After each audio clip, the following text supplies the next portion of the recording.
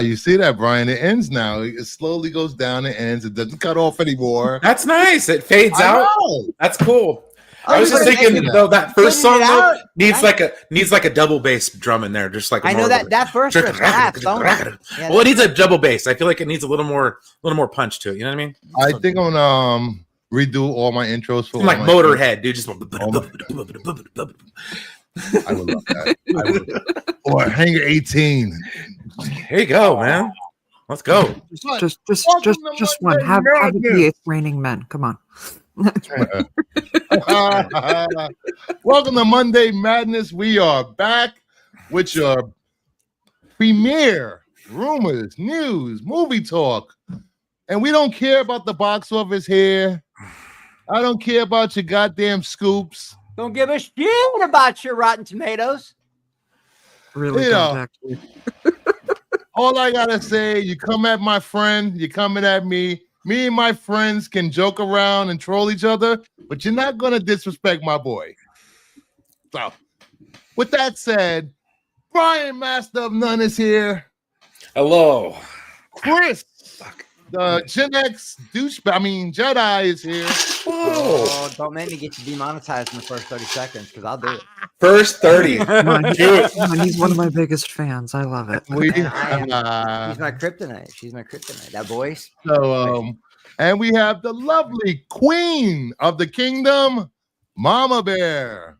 Hello, boys. I love it when she says that. That girl's as hot as Jessica Rabbit, and y'all know it.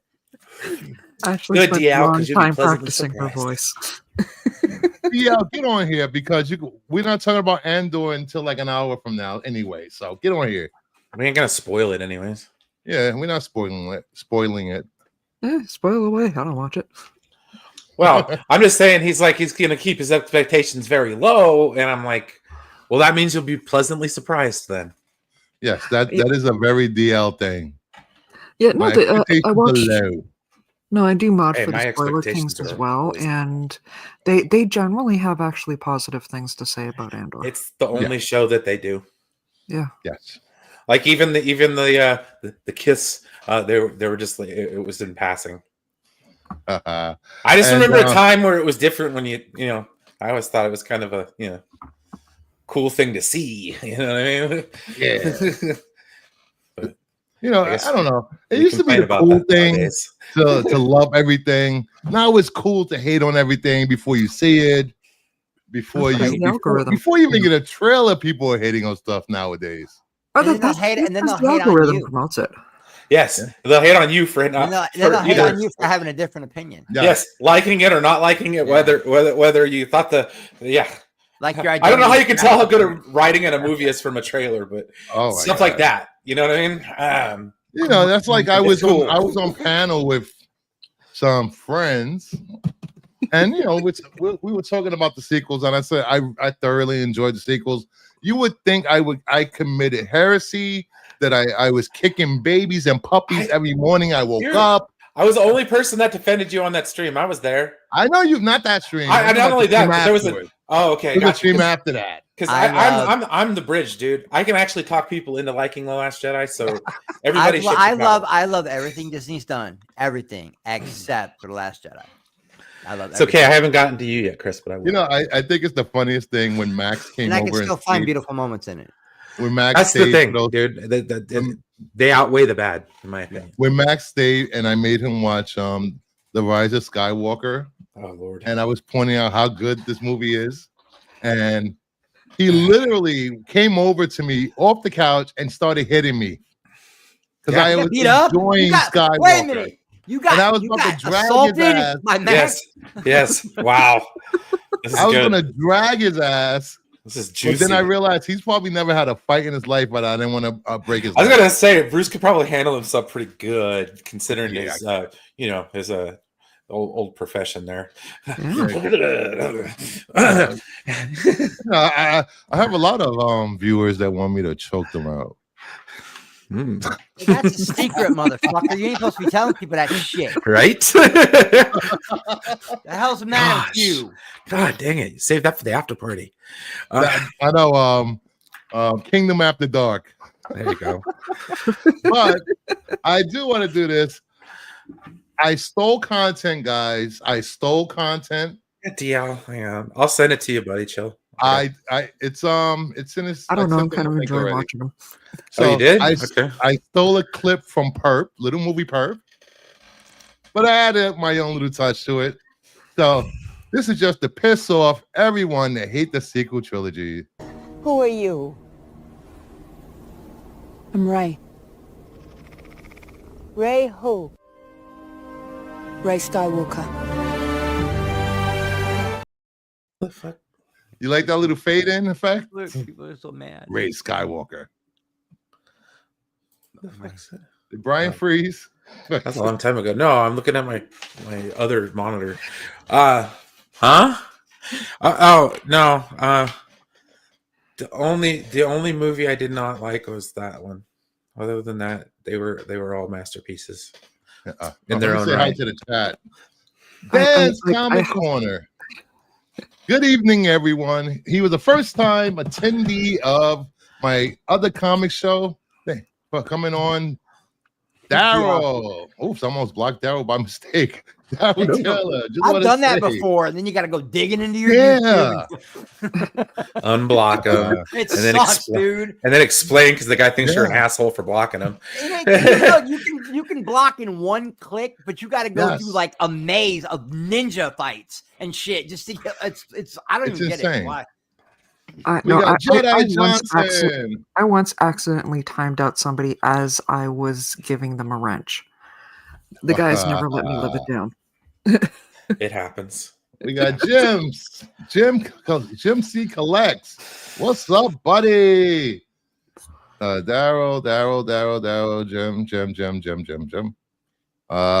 Late plays, blah blah blah. He doesn't lie. Yes, Daryl, I was pleasantly surprised to see that Brian LCS. The fall off for Thunderbolts wasn't that bad. It was right about average. I have my theory on these things. I think word of mouth is going to help it. I hope it crosses 400 million.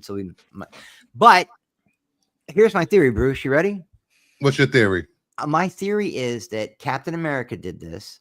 Now Thunderbolts has done this. This isn't an event movie. I think this might just be the new norm for standalone movies that forward the plot into the event movies. I think we're not going to get much more than 400 or 500 million. That's what I said a few weeks ago on my show. That Oh, I didn't steal your shit. My bad. I didn't mean. I said the new normal for these Cape movies are going to be 400 to 500. Well, 400 to 600. That's going to be the normal. Not every movie is going to hit $1 billion. Because not every movie needs to be groundbreaking or hit $1 billion. You can just go to a movie and just have fun. DL, I'm not in control. DL, I thought they sent you one. Like DL's like, I did. He's pouting. Oh, I said, do you want to stream? And I didn't send the link. I'm sorry, DL. Oh man. I'm sorry. I'd be pissed too. You got a temper.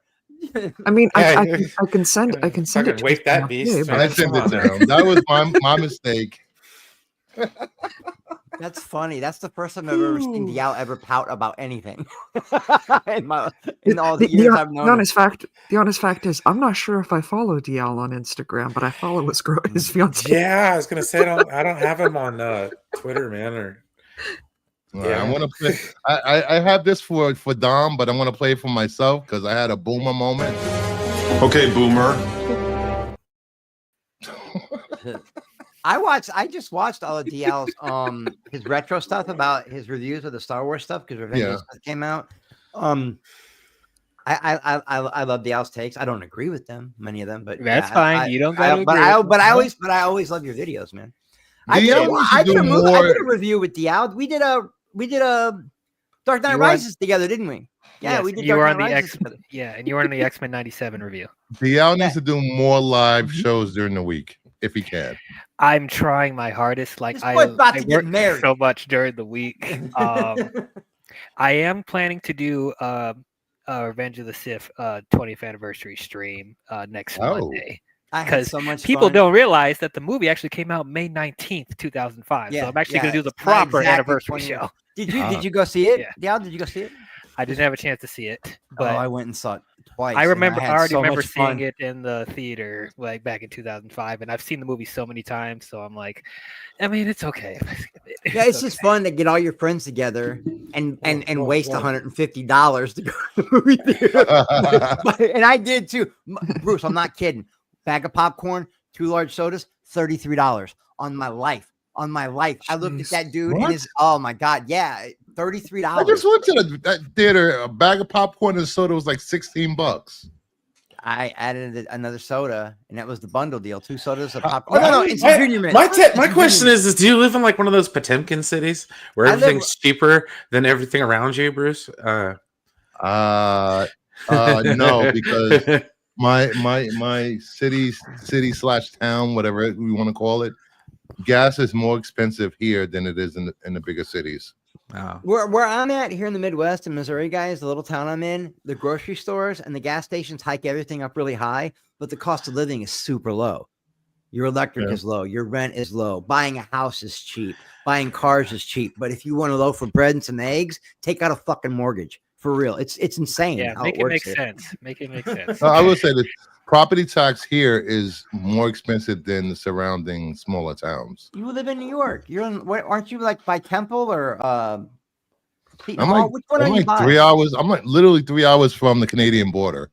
That's how far up I am. He's upstate, bro. I'm upstate.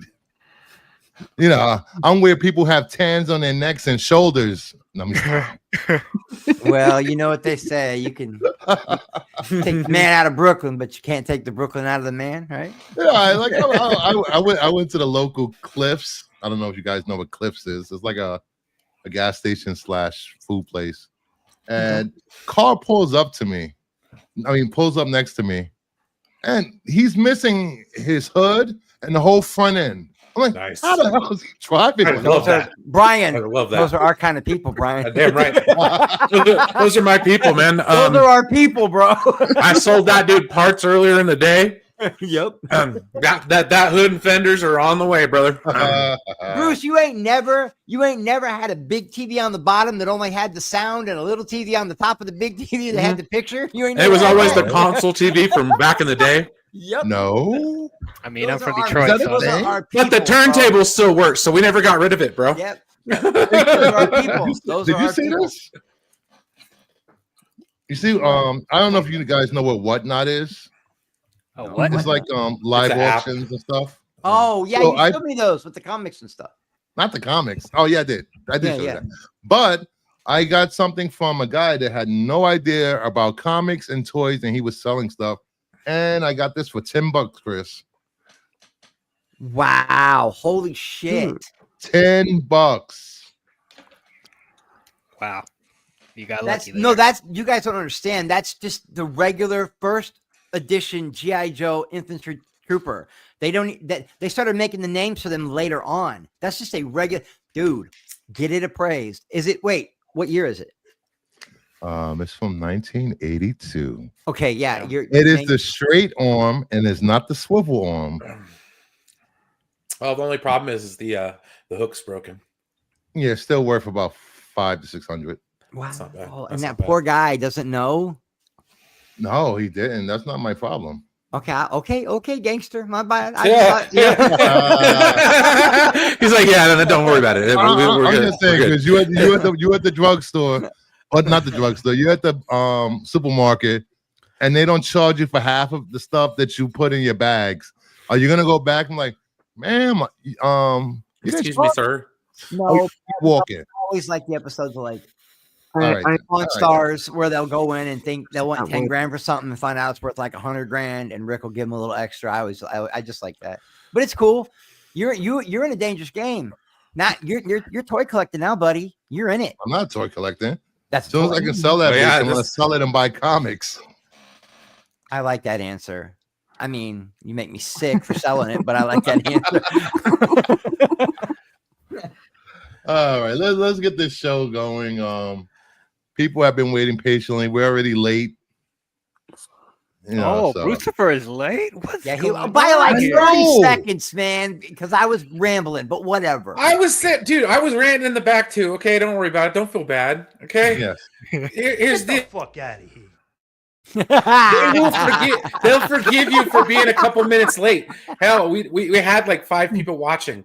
Let's be honest. I was late for my Thunderbolts review, so I will say this. I have one of the most habitually late person ever. Patient, interactive audience ever. They are great. They message me on Instagram, ask me questions. They know I'm accessible all the time. You guys are great. That's good. Mm-hmm. You know, I don't want to disrespect you guys by being late. Oh Jesus. You know, of all the channels I mod, you are the most punctual, and I will be 100% on that. There are some I can guarantee will not go live till at least 15 minutes, like at the earliest. Yeah, no, they would the movie theaters. I've got everybody beat. Just saying. Okay. I worked with Max. I've been working with Max for. I was gonna say something about 5 years. I got now. This too. 5 years. So I 5 years of me going, hey buddy. Oh, answering machine. Answering machine. Yeah. Half hour later, I actually got to the point where I would start the streams without him. And we'd go like an hour and then he'd show up. Okay. And then I would work. I used to work with Enosh. Same thing. He'd be in the backstage talking and not pay attention to the time. Yeah. And it would be like a half hour late. And it was just like, I get it. But Max has y'all beat. There's nights he hasn't even showed up. Yeah, that's what I'm saying. I've hosted streams without him many nights. So like, I understand. I've canceled a few streams when he didn't show up. I've done it before, but so there was times I'd just rather go on and do my shit anyways. But that was years ago. I've since lost the will. I used to love doing the 10 forward stuff with you, Brian, with the food and stuff. I loved that. It was fun. I enjoyed it, man. But like, I don't know. That's some of my favorite shit. And I was always hungry right after the fucking show. Me too. That's why I kind of figured I had to stop it. And not only that, but like, I'm supposed to be eating better now with, health concerns and whatnot. Yeah, what have you. We're all living that life. Brian almost died. I almost died. It was around 2024. Yeah, it was a hard year, man. We both almost died. I mean, really think about that. I almost died. You almost died. Like, fuck. Off the health shit. Not a bus smacking us or getting mugged or at some nightclub getting stabbed. No, we almost died from just like eating the wrong shit. Yeah. Or not enough of, not enough. I was like, oh crap. I will say that it is time we do a team MME takeover again. Where we just take over Max channel for a night. We haven't done that in a long time. And listen, and I don't have access anymore. And no. And you don't? Here's what I want the show to be. Here's what I want the show to be. You get us all in there, Bruce. And here's what the show is: Kathleen Kennedy Appreciation Night. That's the whole show. I will not be there. I will not be there. Please. I'm sorry. I can't. Oh my god! I want to put Ray a scene from The Last Jedi in the background with Ray standing there with Kathleen Kennedy with a crown on her head. All hail Queen Kathleen is the title of the show. Now you're going too far, sir. Now you're going a little too far. Even for me. Just put some John Boyega in the back there for me, please. I'll put Boyega there. Speaking of Purpose here. Hello. Welcome back to the kingdom. Thank you. It's good to be here. Thank you for lowering your gates for me. Thank you. You're welcome anytime. Based. I was just telling them earlier I stole some content from you. Oh, really? Yes. Yeah, he did. Which one? I had to take this. Show him. Who are you? I'm Ray. Ray who? Ray Skywalker. Oh, that makes me feel so good. No, yeah, please pay it forward. You guys know I like that movie, but I still don't like that moment. I don't like that part either. I think me and Gal might be the only two people that admit we like The Rise of Skywalker. Did you hear? I will say that I am horrible at video editing. I hope that was up to you guys' standards. Yeah, did you guys see Perp's new movie or Perp's new little video where he gave us all theme songs in the RJ one where the giraffe falls out of the way? Oh, it's so good, bro. I fucking almost pissed myself. I'm not kidding. It's so good. Back to the Ray thing. He took shots at Voltaire. He took shots at RJ. What? Stop, Chris. I'm sorry. We're all having. This is fun. I thought fun. that was fun. Why'd you didn't No, because I wanted to talk about Ray because I heard an awesome theory. I heard an awesome theory about that scene that Brucifer just played. That lady's Bix that she's talking to from Andor. Oh, there you go. Biggs died of a drug overdose. Wow. This is why I love Grogu. When she said Ray Skywalker, I felt all tingly inside. Nice. I didn't mind it. I mean, I didn't care. I mean, I that's so mad about it. That's I didn't care at all. I was very I didn't give a rat's. I was like, okay. Y'all never heard of adoption? Y'all never heard of mentor? Yeah, right. Or people taking on a last name of someone. Like, no connection to the Skywalkers. She had like one visit with Luke, and that was pretty much it. Okay, if anything, if Ben Solo.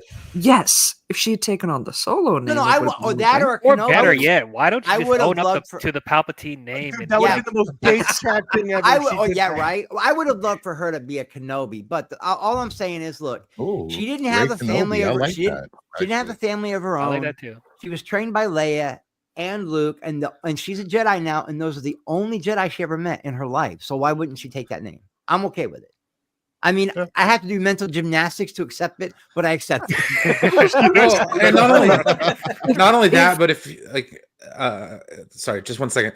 In the Thrawn books, the new ones that came out, the term Skywalker is what the Chiss would call Force sensitives.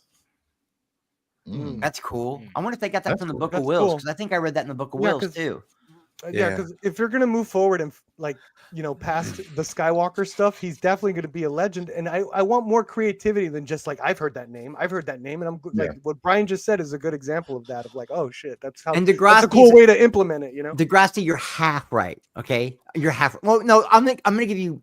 You're 73 and 1/4% right. Look.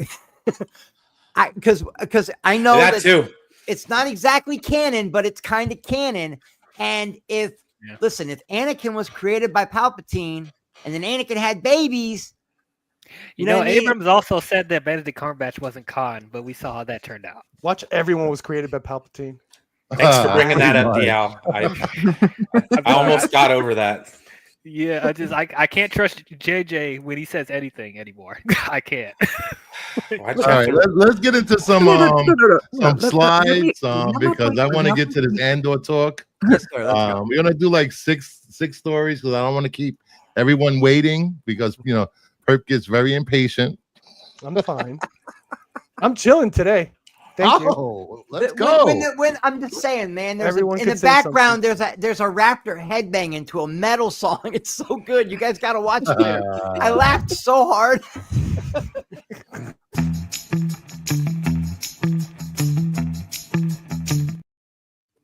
All right, we got some weekend box office. Thunderbolts #1, Sinners 2, Minecraft movie is still third. Really? Accountant 2, Down in the Cornfield, which I want to see. Shadow Force Flight Until Dawn, really still in the top 10. The Amateur and King of Kings. I think Thunderbolts had a minus 50% drop, and Sinners gained 155 theaters, which is going to hit IMAX next week. Going back to IMAX next week, I believe. Great. Nice. What's the global up to date on Sinners? It's around 282 million. Amazing for a horror movie. It really is. I'm not going to dick ride Kugler anymore because I did that for like 2 weeks after I saw the movie, but there's just something special about this movie. I don't care what anyone says. Yes, it's one of the best films of the year. I think also Until Dawn wasn't well received, but it's way past its profit. Like it's still like in there. Yeah. Hold on, let me count. Let me count real quick, guys. Give me 2 seconds because I'm going to see how much I've actually supported cinema this year.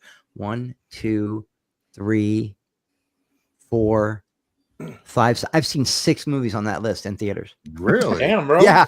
Oh, good Wow. Why you don't have a movie talk channel? Because you actually watch movies? Because I have a temper, Bruce. I get toxic. It's all fucked up, I didn't even know Shadow Force was out. Movie talk channels. I didn't know What was Shadow that Force part? was. I didn't know Shadow Force was out. That already came. What out. is Shadow Force about? That's like it's kind of like a Mr. and Mrs. Smith type thing where it's like this spy couple raising a family. But it's from the director of Smoking Aces, Narc. It's from a really good director. Yeah. Huh. I'm definitely gonna have to catch. Maybe if one of you guys would ever show up, you could keep me grounded, and I could talk about movies instead of freaking out on my channel. I showed up once. You guys ended up talking about a wedding. No. Yes, you're right. And then the other time you got in a fight with Mo. So yeah, I'm sorry. You've had a bad. Your streams are toxic as Bring hell. Mama Bear over there. I'm sorry, Chris. I kind of gave up on like doing general YouTube stuff, or else but I just don't. I don't like it anymore, man. It sucks. I like the stuff I like, Brian. It doesn't take long to start criticizing other people on YouTube, and it's like once you start doing that, it's a dark path that's not worth traveling, man. I like the stuff I like, and if I could keep it to the content, God damn it. Yeah, if we could just hashtag life. Yeah, stay on target in the trench. Yeah, but is it worth it at the end though? You end up all wrinkly like Palpatine, brother. Yeah, exactly. No, you're right. You're right.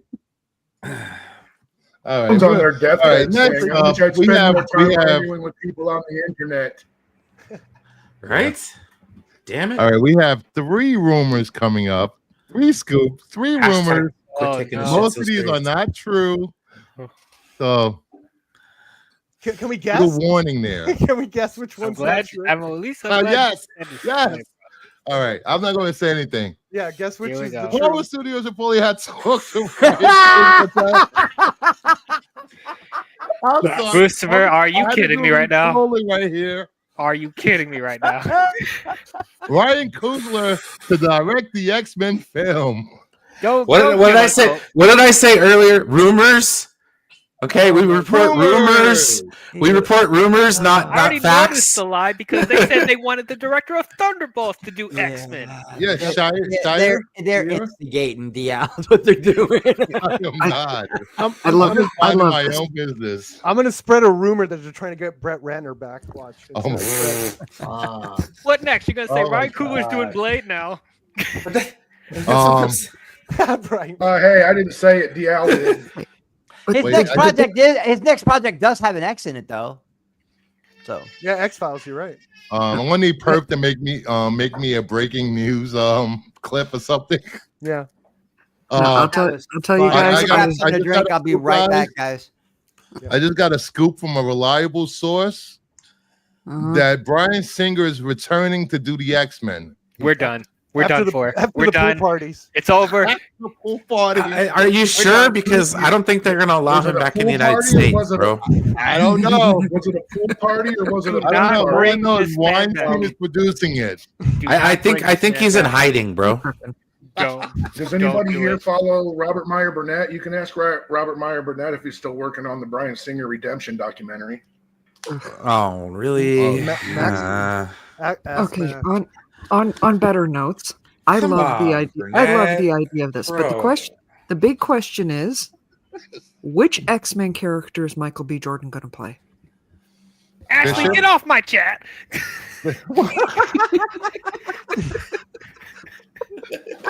Michael B. Jordan. I'm down for it. Race swap Cyclops. Do it. I dare you. I dare you. Oh, I dared him to do that. Have some balls. Do it.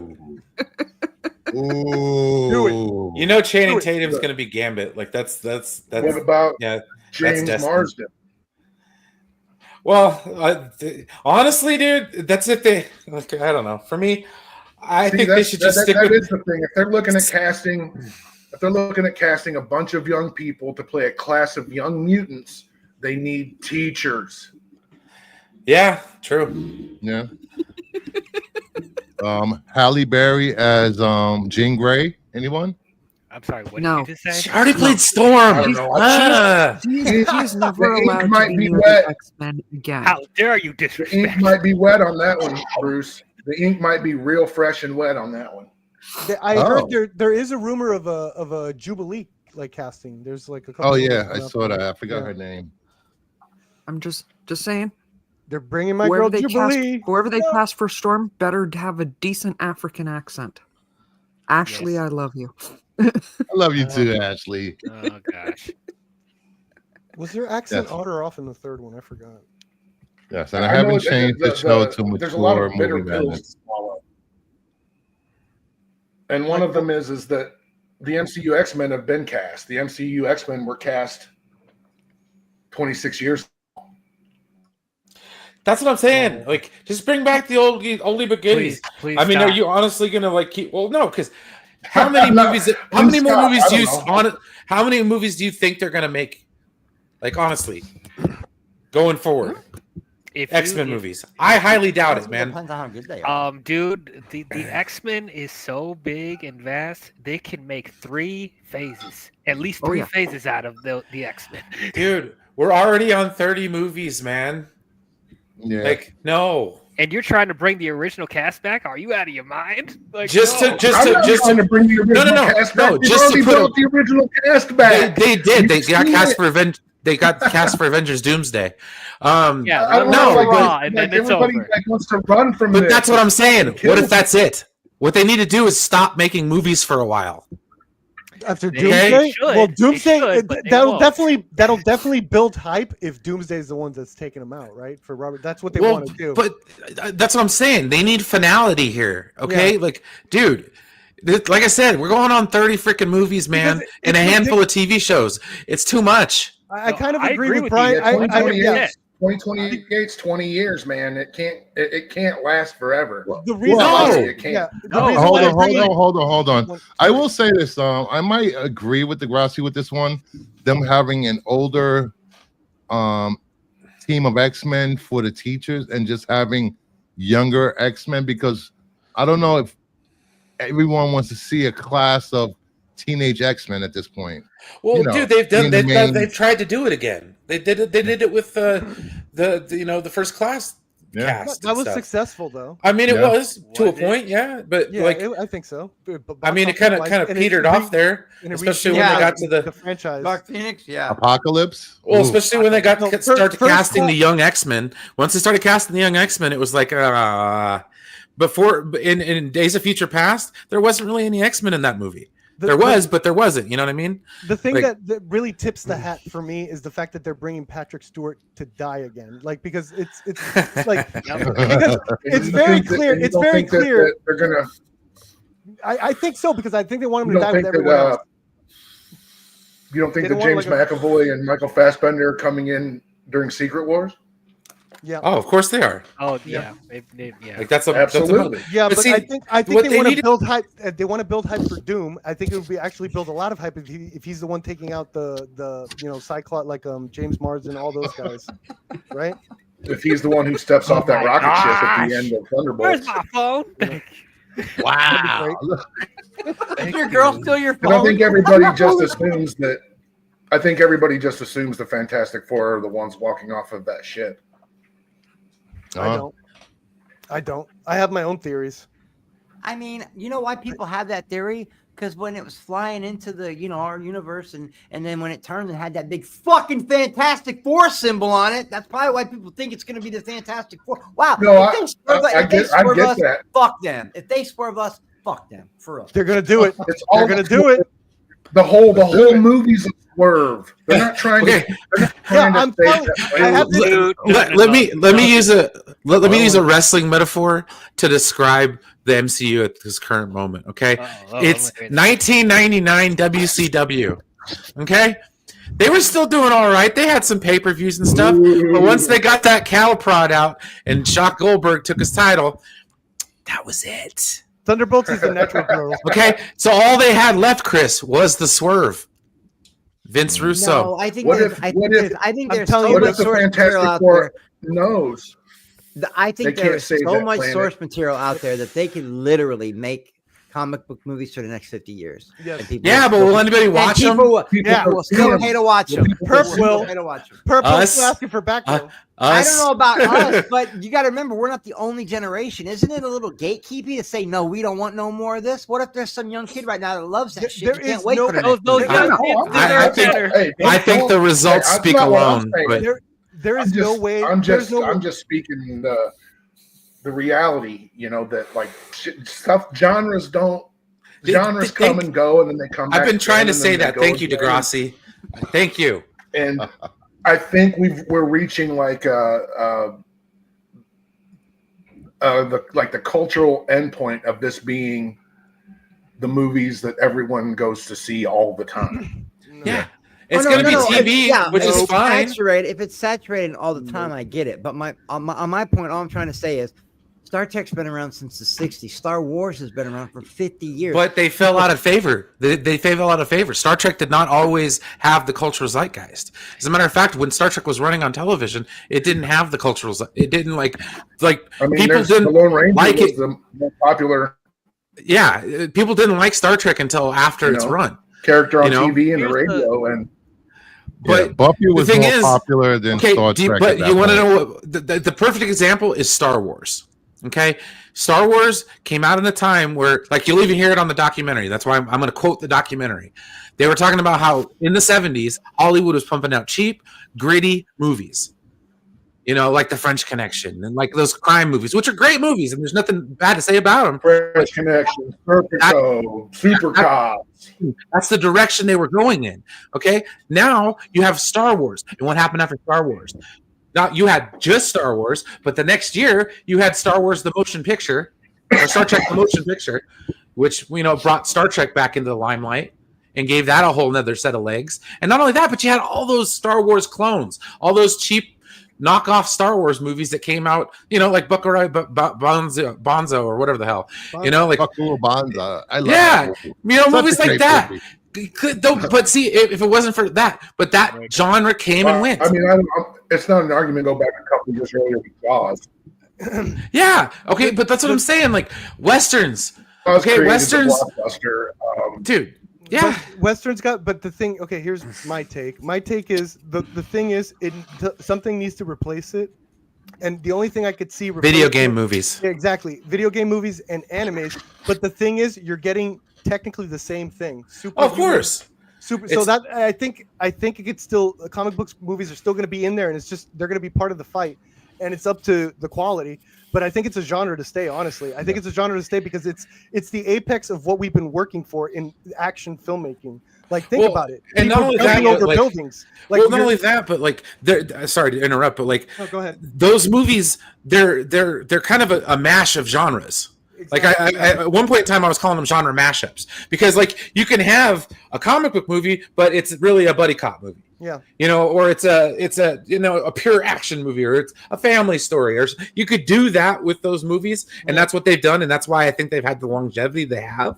Yeah. But I mean, just with diminishing returns, I could see, dude. Honestly, give it to me on a TV show. Maybe. I would prefer it in a long form television, like give me like a Game of Thrones, but freaking X-Men. All right, back on the rails. That would be amazing. No, I would much rather see that than a movie. Hey, you never spend all night on the slide. You know who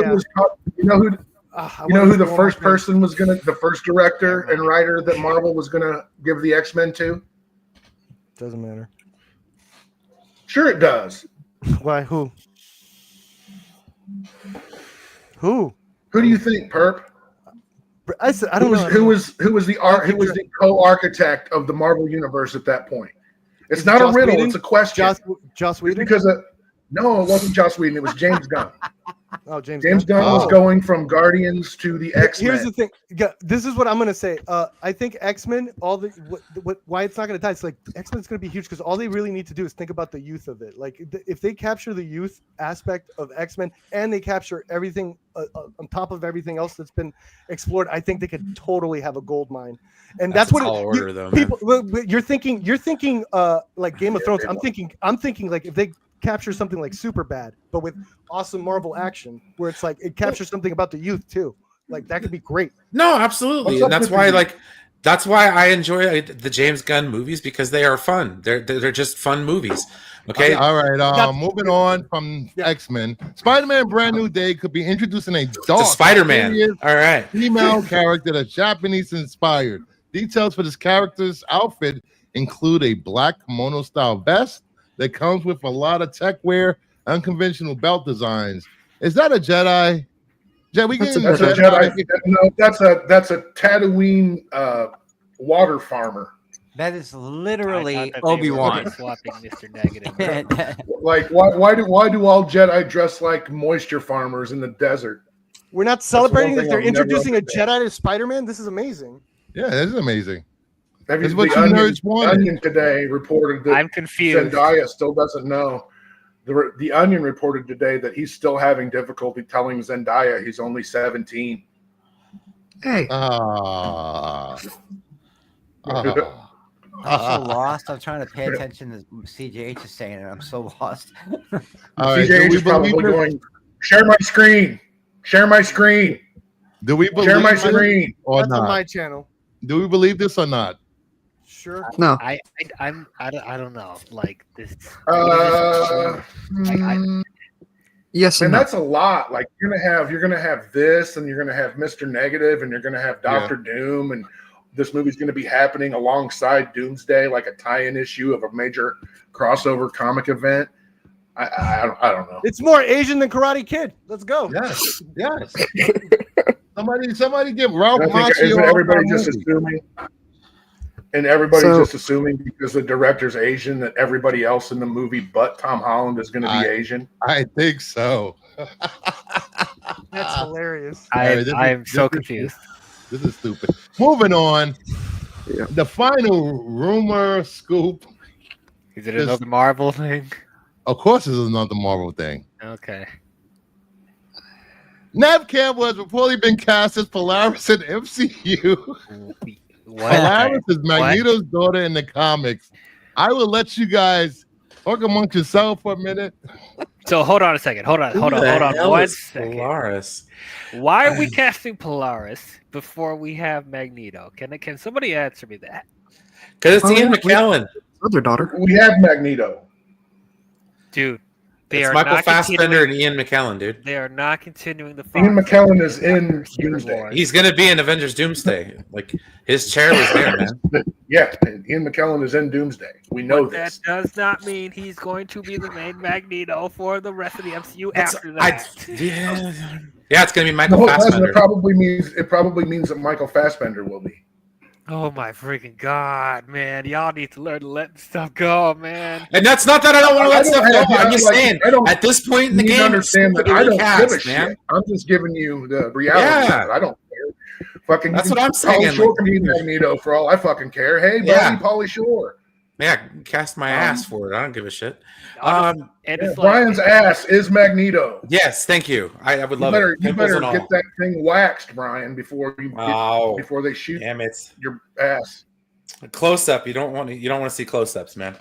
I mean, I like Nev Campbell. I don't hate this, but like, I don't know. This just seems so random right now. Why we have Polaris? Like, okay.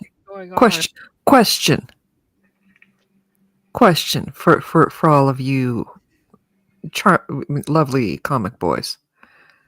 Who is the Scarlet Witch's and Quicksilver's father? Magneto. Not Magneto. Not Magneto. No. Oh, they retcon it? Retconned and re-retconned and retconned and retconned again. Hydra experiments in this. I'm going with the original. Come on. I mean, wasn't they originally that? I don't believe they were originally, were they? They were just in the Brotherhood of Evil Mutants or whatever, and then they were retconned to be his children, and then they were retconned not to be, and then they were retconned back. It's comic book publication history. It's muddy at best, but I believe, if I'm remembering correctly, first they were not, then they were, then they weren't, then they were, and then in the Ultimate Universe they were, right? And initially, and then they weren't, and now they are again, or I don't know. It doesn't matter. Either way, I believe now in the current continuity they are not his children.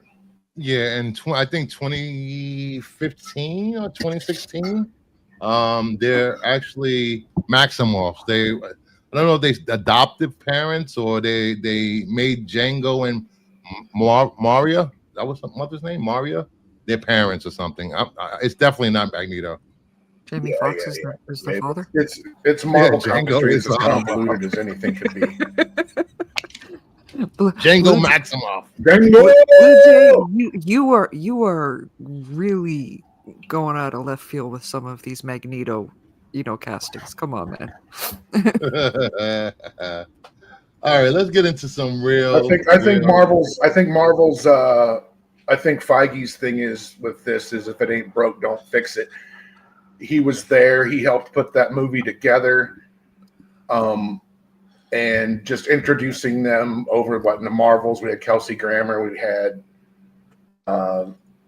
like Hugh Jackman and Wolverine and Wolverine 4, because that's what that movie was. And who else? Who else have we?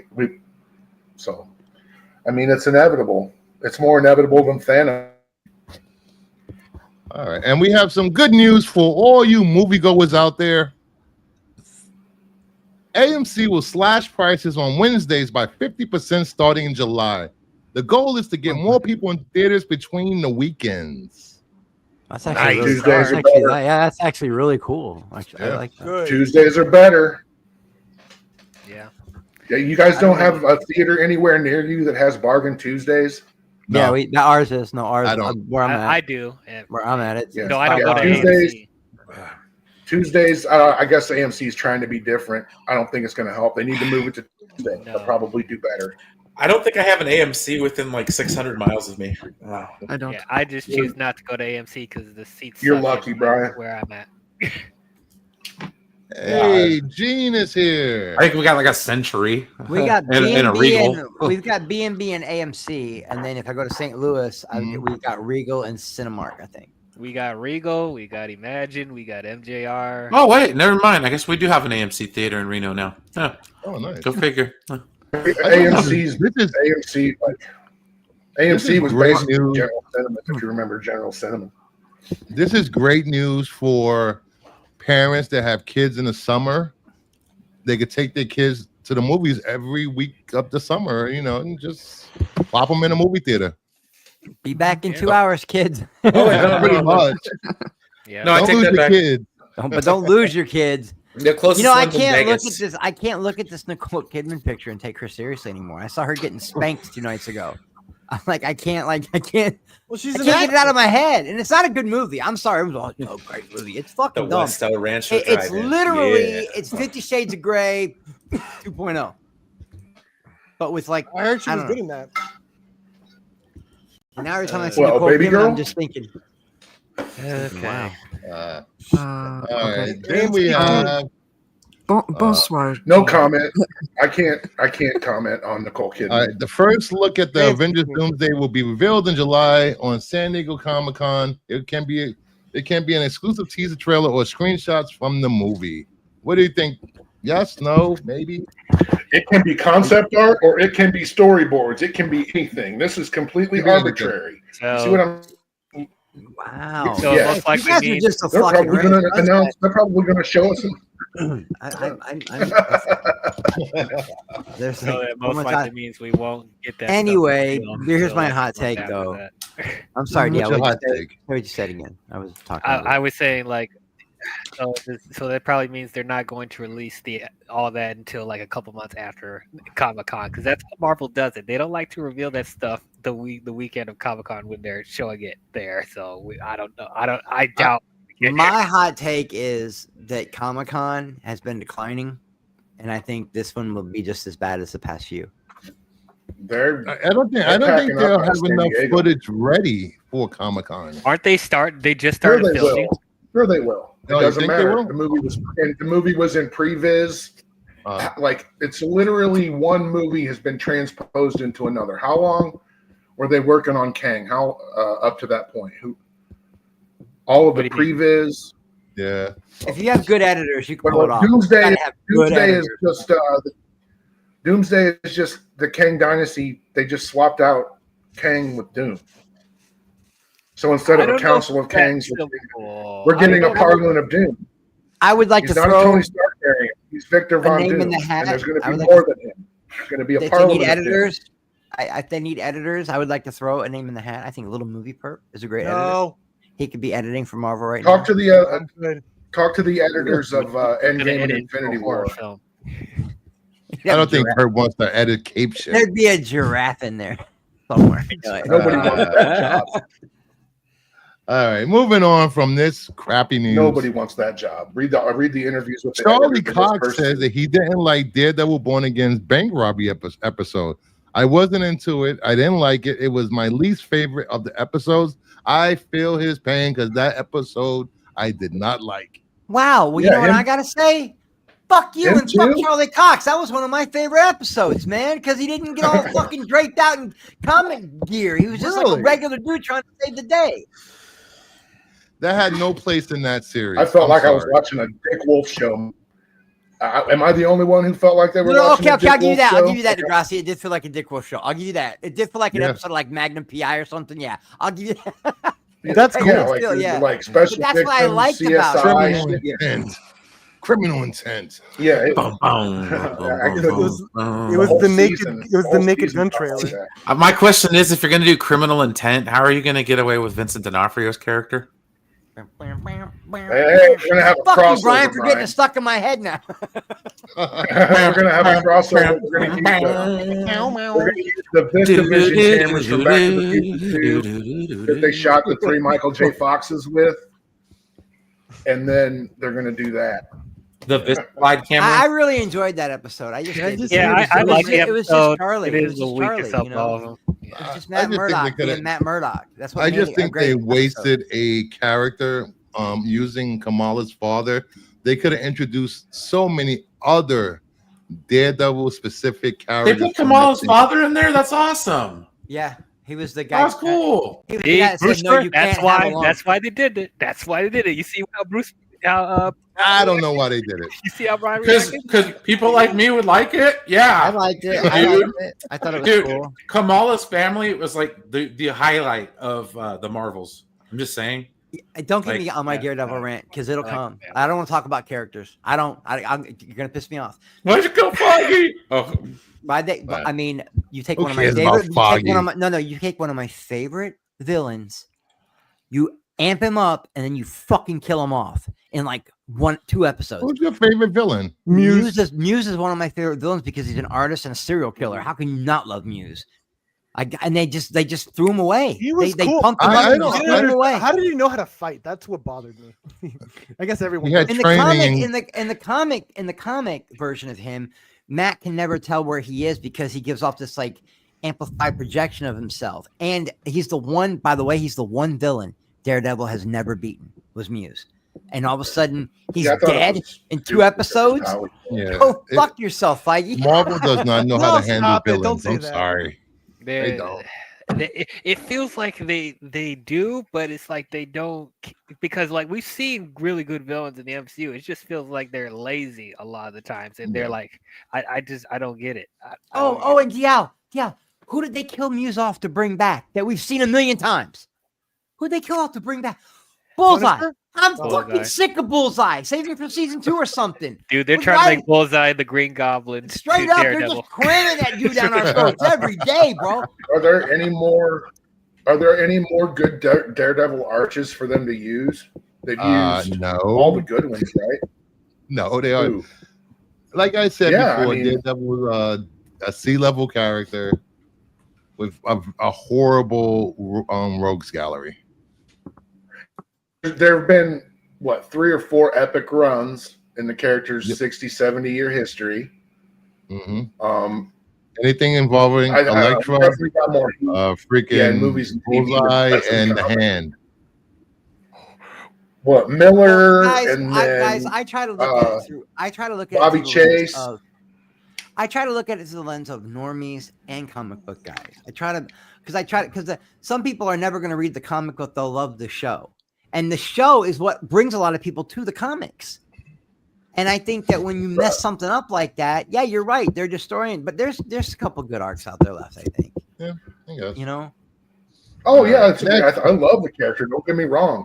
But, like, I'm trying to think, we're talking about normies and comic book people. What if the normies are the comic book people and the people that are into the movies and TV shows are the heads? I don't know. I think it's both. I don't think there is one specific set group. I think it's both. Yeah. I think, I know what got me into comic books was seeing Wolverine for the first time on the cover in a window, and I went in and started buying comics, but I didn't stick with it as long as everybody else. But I know how hyped up I was when I heard we were getting an X-Men movie. I know how hyped I was when I saw Blade for the first time. You know, like, so Blade was transcendent. Blade 2 even more so. I will say this: everyone knows my feelings on Daredevil TV show, especially how bad the Punisher was. Sorry, what? How bad the Punisher was? The TV shows. How bad the Punisher was in the Daredevil TV show. Okay, I thought you meant like his. You know, I just had a problem with. You're from Jersey. I'm from Jersey. Yeah, that was dumb. That was dumb. He's like, come on. He's literally a maniac. I dig his accent. I'm not gonna lie. I dig his accent. I know it's not. It's not proper. It's not accurate. It is so bad. I don't know. It's just like what's her name? Yelena's accent. Horrible. No. Hers is terrible. Hers is awful. Like, no, that was. Yeah, but it's got that. What is her name? The Venture Brothers character. Ivana Leia. No, I don't remember.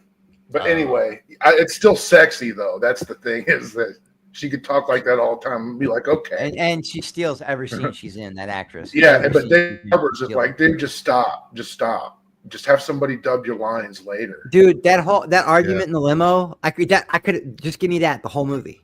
The whole movie could have just been them in the limo, and I would have been happy. All right, moving on from Daredevil. Amazon Prime Video has ordered the drama series Delphi, which is set in the gym featured in Creed film franchise.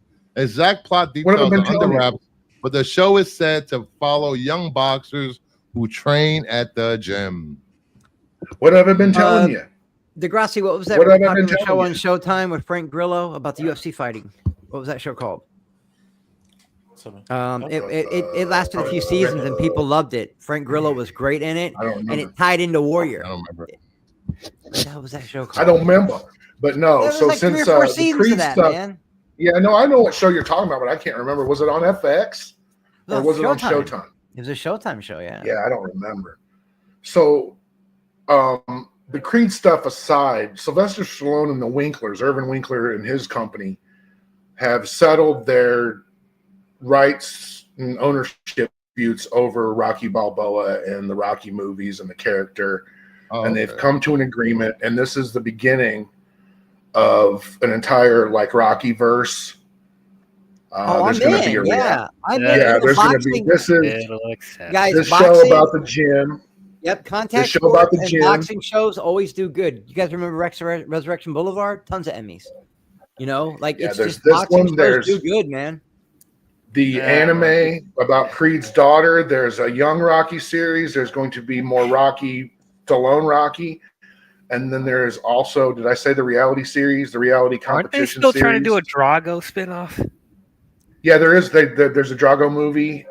And we're probably going to get Apollo Creed prequels. Ooh. And they're building out an MGM and Amazon and the Winklers and Stallone they're building out an entire, and Ryan Coogler and Michael B. Jordan, they're all working together to build out a Rocky verse for MGM Amazon. I feel like I think this is a really good idea because there are so many people that love that Rocky franchise. Not me. This is hitting all the nostalgia stuff, and it gives people a break. I love the first 4 movies just because of what they are, when just what they were. You know, they were part of the zeitgeist. My dad was a huge Stallone fan. There's something to be said for having been there, I guess. My point is that there's something to be said for having been there, and a thing will hold more value and carry more weight to somebody. Yet call it nostalgia, call it whatever you want, but when you were there, it might be more meaningful. Yeah, I don't know. As a Rocky fan, and I love the Creed films. At this point, the only thing I'd be interested in seeing from this is if his daughter ends up being a boxer. I would like for them to tell a story about that, and I am curious about the Drago spinoff. But anything else, I'm like, I don't know. I mean, I'm not I'm not docking it being an anime form. I'll still watch it, but part of me does wish that could be like a Creed 4 type of situation with that. But I'll take what I can get with that. But I love all believe three of that's those movies. done. It's in the can. So I really love those 3 movies. I would like to see what what is Creed going to go through when his girlfriend finally goes fully deaf, and then don't they, in the little girl death? I can't remember. Yes. Yeah. See, Yeah, so they're that's a fully whole nother intending story. to That's make a another whole I nother- agree, DL. They just come out with anything that's not original, DL. Well, okay. I agree too, Dial. I agree. Okay, so listen, DL, they do make original stuff. They just don't highlight it like the franchises do. Honestly, there are more original films being made than franchises, but nobody knows that. I agree. Yeah, I was going to, tonight. Sit around and argue about movies. Do you and your fiance sit around and argue about movies? Hey, you remember when that is the coolest shit ever. Yes, we do. That is the coolest shit ever. Remember like a year and a half ago when Mr. Terrific was throwing milk bones out onto the pavement and nobody said a word. But now that there's a dog there doing tricks for him, it's a problem. Yes. What happened? Like, what did you think he was doing with the box of milk bones on location at a Superman movie with a dog in it? I don't even a riddle, perp. I don't want a Superman movie. I want a crypto movie now. Like this dog is absolutely selling it for me so hard. I'm sorry. No disrespect to Superman fans. No disrespect. That dog is getting my ass in that seat. Maybe we might as well segue anyway. Oh my god, I love that dog. Superman's cutest thing ever. Superman's Academy Award-winning visual effects supervisor Stefan Soretti is directing a series of live-action crypto shorts. Perp. Give it to me. And make one of them rated R. Are people complaining about this? I want that poster. Oh, that was the Milkbone logo, but I want that poster. That if that was a poster, I would hang that on my I'll tell you right now, Henry Cavill Hey, hawked freaking cheeseburgers. Just saying. I want you to note the poster on I don't. Clark No matter Kent's wall. what comes out, you're gonna have people complaining on all sides. So just tune them out. Just enjoy the movie when it comes out. That's all. If you don't want to see the movie, don't go see the movie. Nobody's forcing you to watch it or not watch it. Just have your own takes, please, and not repeat takes of others. How many? Technically, I'm forcing. I'm technically. I got a question for anyone that knows. Wait, how many crab bobs do you think that poster gets? How many crab bobs do you think that poster gets? 75 for sure. If they were flying for the Mighty Crab Joys. If he was floating up in the air, it'd be more. Wasn't there someone wearing a T-shirt, the Crabjoy T-shirts, and Frankenstein? Doesn't Frankenstein wear Mighty Crab Joy's T-shirt in Creature Commandos? Creature Commandos. No, but real quick to disagree with Brucifer, I am technically forcing someone to see this movie. Who are you forcing to see this? So Fourth 1000 is an amazing contributor to that, as he's in also Sci-Fi Center. He's not a fan of this. He has no interest. He doesn't dogpile it or crap on it. Not yet. He makes jokes. He makes some jokes here or there, but like everyone's entitled. He says he wasn't planning on watching it. He wasn't planning on watching it, and I'm getting him to watch it. He wasn't. Sure. You just got milked, bro. I forced him. You got all right. I brought this up. Oh, you think he's going to use me as an excuse? You're so right. You guys are. That sounds like somebody else I know. They're saying so excited for Superman just to shit on it later. I'm for this movie that I've been shitting on for 2 years. All right. I brought this up. Besides the tying. I can't wait for this movie. I can do nothing but disparage to do well. For all you comic book nerds out there, when you buy a box of milk bones for a limited time, you will be able to get a limited comic book of Friendship Unleashed Superman. Oh, see? These are going to be super limited. Is that a DCU? It's an original story, everything for this movie. Nice. Brian, if you want it to be part of the DCU, it can be. If you want it to not be part of the DCU, it cannot be. I have a hot take. Go ahead. The costume looks terrible in that comic. Like, that art is horrible. I don't like the costume there, but I like the costume in Well, I don't like the shit on artists except for Frank Miller and Liefeld, but this is pretty bad. They don't put their A teams on these. Sure. It's from Milkbone, for Christ's sake. Yeah. I believe it's written by is that Ivan Cohen? Whoa, time out. What does that mean, Perp?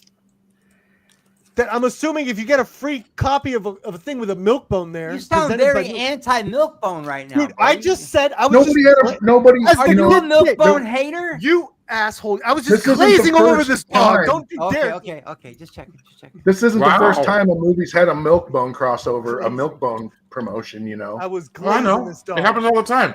What's what I'm saying? Carlos Jr. had a deal with Man of Steel.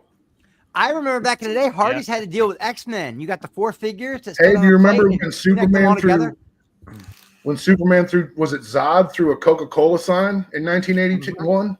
Yeah, I like when Madam Web. Oh, didn't he throw Superman through a Marlboro truck? Don't bring up Madam Web. No. What?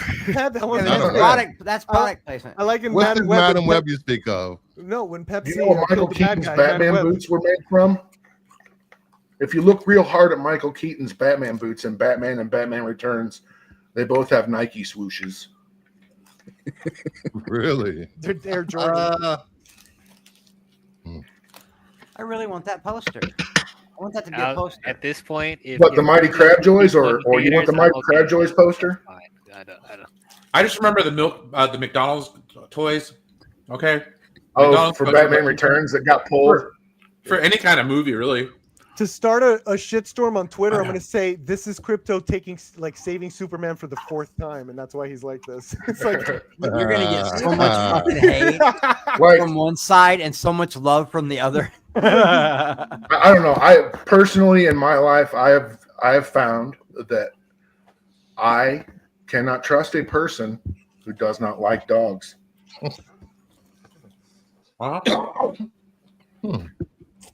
I love my dog. I would die for my dog. Yeah, I would trust it. Like, I'm one of those weird sociopaths who would save a dog's life before another human's. That makes sense. That actually tracks. No, it's not. I mean, it's morally questionable. I'll admit it. I don't see how that's morally questionable. Dogs give. I understand. Yeah, I know. Yeah. See, that's the thing, and I don't know. Like I don't know if this person's a serial killer or a child, grape ape. What the hell? I don't know. Sponsored by Milkbone. Yeah, brought to you by Milkbone. Every dog loves a Milkbone. What does grape ape have to do with it? I'm so lost. I don't know what he's talking about. We're moving on. Before we move on, though, Bruce, how many boxes? Are you more of a McGill Gorilla guy, Chris? I ordered 5 boxes of Milkbone to give away to the neighborhood dogs. 5 boxes for you. Oh, man doesn't even have dogs. He's buying Milkbone, so you get the I just got it. Can you imagine when James Gunn gets a hold of Catwoman here? You're talking about tree jumpers. I got it. Yeah. I'm going to be super, super woke here and say, couldn't they have picked a better, more nutritious dog treat? I'm going to be even more woke. You ready for this? Why the dog got to be white, yo? Oh my God! Oh my God! Who brought this guy here? Okay, just on a completely unrelated note, DL, don't be surprised if the new cookies come in dog bone shape for the house. Okay. All right. You better not. We don't even have a dog. He's allergic to dogs. Like, why are we doing this? Like, what? Would it be a bad thing if I take these milk bones, grind them up, make a cake, and give them to Max the next time he comes here? Ew. No. Hey, man. Hey, at least it's not. What are you trying to make the sequel to The Help? That was a shit cake. That took balls because I wouldn't even. I wouldn't have even said that on my channel. That's a balls. Do you remember? Do you guys remember Lethal Weapon 3? Riggs had dog milk bones. Remember, he would eat those because he was trying to quit. Yeah, Riggs was a milk bone guy. Yeah, My dad used to work at a feed store. We eat them all the time. I think I've probably gotten so drunk that I've eaten them on a dare. Oh, in my ex didn't need. My ex didn't need to be drunk to eat them. You just give him $1, he would eat them. Yeah. I will say this: if you can eat ass, you can eat milk bones. Anyway, I disagree. This is a family show, guys. Family show. It's never been a family show. It's a family show, but I will say this much: I don't deny it. I don't care. I love eating ass. I eat the fuck out of ass. Oh my god! I eat ass, armpit. I eat it all. By milk bone. What is going on? Milk bone. That sick shit between that Chris, sick shit between that sick remember shit that between those you know, toes. Uncle. I eat that. I eat it all, man. Please. Chris, you say, worms. I'm so glad I didn't tell my This is a family show. I'm a supermodel. Okay, next time I hear anybody complain about reputations and facts, I'm going to bring up this conversation. What's your point? That is my point. This is Monday Madness, after all. Andor. All right, We'll get there. all right, let's get going. I have to play this before we move on to the No, next I'm not topic. trying it, Ashley. Oh, Who are you? I'm Ray. Ray who? Ray Skywalker. Say it, Queen. Say it. oh, John Boyega is excited for Daisy release news Jedi Order film. I'm just hoping that Daisy gets that chance to shine in a franchise that's finally hers. As a Jedi that's fully qualified, fully qualified Jedi. I can't wait to watch it. I really can. I'm happy for her. That's good. He's not salty. Yeah. Like, if I'm not mistaken, the condition of her dress as coming Finn? back was that they ask him, at least ask him to come back. Oh, jeez. Hey, but cunnilingus and psychiatry brought us to this. I think we were talking about analingus, though, right? Are you still talking Oh about? my lord! I just quoted The Sopranos. That's all. You know, Okay. we bring Question. a one tossing of salad, and these guys run with it. I'm just saying. I They said it want a the whole nice way. buffet. I went back What's earlier. that? I said eat ass. What's your favorite flavor Jello? What's your Bring that favorite Jello? Oh God! In last week's news stream, guess what? We talked about eating ass. It was great. What's Did your you get name, this Ray spicy on Asseter? your stream, Perp? We talked about box office numbers and eating ass. Yeah, it was great. Ray Butt Muncher. Yeah. My God. Okay. I'll watch a Is Ray this movie, the new though. turn that Star Wars is going into that DeGrasse's talking about? Because Yeah. Ever since Acolyte. I'm not saying I'd be opposed to watching John Boyega do that, but Oh my God! What are we doing? What is going on What here? is going on? Please. All right. We're getting don't- Jump they Boyega don't- and they Arc don't- finally. They don't eat the spiders. They don't eat the spiders on Gorham, do they? Or Gorman? Gorman. I mean, look Harvey at this. Gorman. Look They at don't- this picture. Look at this picture. I want you to look real close to this picture. You got Daisy standing there. You got John Boyega. What do you think John Boyega is really thinking about right now? He's thinking about eating that Give ass. me the- That's what he's No, thinking no. Oh about. my God! Chewie? He's looking at Chewie. Hey, is that Daisy Ridley or is that Tory Lane? Ah, wow. Ah. Wow. Yeah, that one even scares me. Watching her even Why scares does me. Ashley have a link for John Boyega eating a? Wow. What are you doing over there, Di? What are you guys AI. doing? Apparently, there's been some porn that she's been watching that I don't know about. Oh, I don't know. Wow. It's definitely AI. You know what I love about this statement, and he says, "Jedi that's fully qualified," because that's been an argument for a lot of people. She wasn't trained. Blah blah blah blah. Oh my Fuck God, them. Luke Skywalker. I just was never trained. understood how she any less a Mary Sue than Luke was. That's what I mean.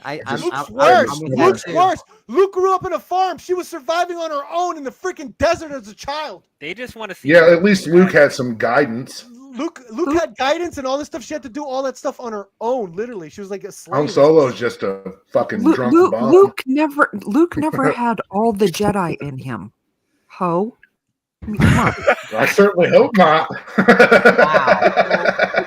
We don't know. I don't know what he was doing between Empire and Return. Wow. Yeah, we don't. They're just now starting to tell that story in the comics. Yeah. Mama Bear came in hot with that one. Anyway, hey Brucifer, you remember when I said that canon, like some stuff, some Disney stuff that how after Disney everything was supposed to be canon, but that they were eventually going to have to shit can that. What did they just do in Andor? Because in the Andor comic, you got to see how Andor and K2 I don't read Star Wars comics. I refuse. Yeah, don't. If you don't, like that's the thing. All that shit's gonna get moved to Legends too. That's why the only thing that's gonna matter is that, and he was so upset. That's why people love Boba Fett. Yeah, and comics. Yeah, in the books. Okay. I will. What was I saying? Come at me, Dom. Hold on. I saw Empire Strikes Back the weekend it came to. Well, nobody saw. There were only people in like 8 cities who saw it the day it actually came out. So whenever it opened in Illinois, I was still in my mom's stomach. That's when I was fascinated with Boba Fett because I didn't know anything. The only thing we had seen about Boba Fett was that segment on the holiday special. Yeah, the Christmas. Yeah, yep. And you had to save proofs of purchase to mail away to get the action figure years before Empire came out. Yeah. So they had built all this mystery around this character that just and they did it. In honor of Dom, he wanted to be here, but he's doing a double shift.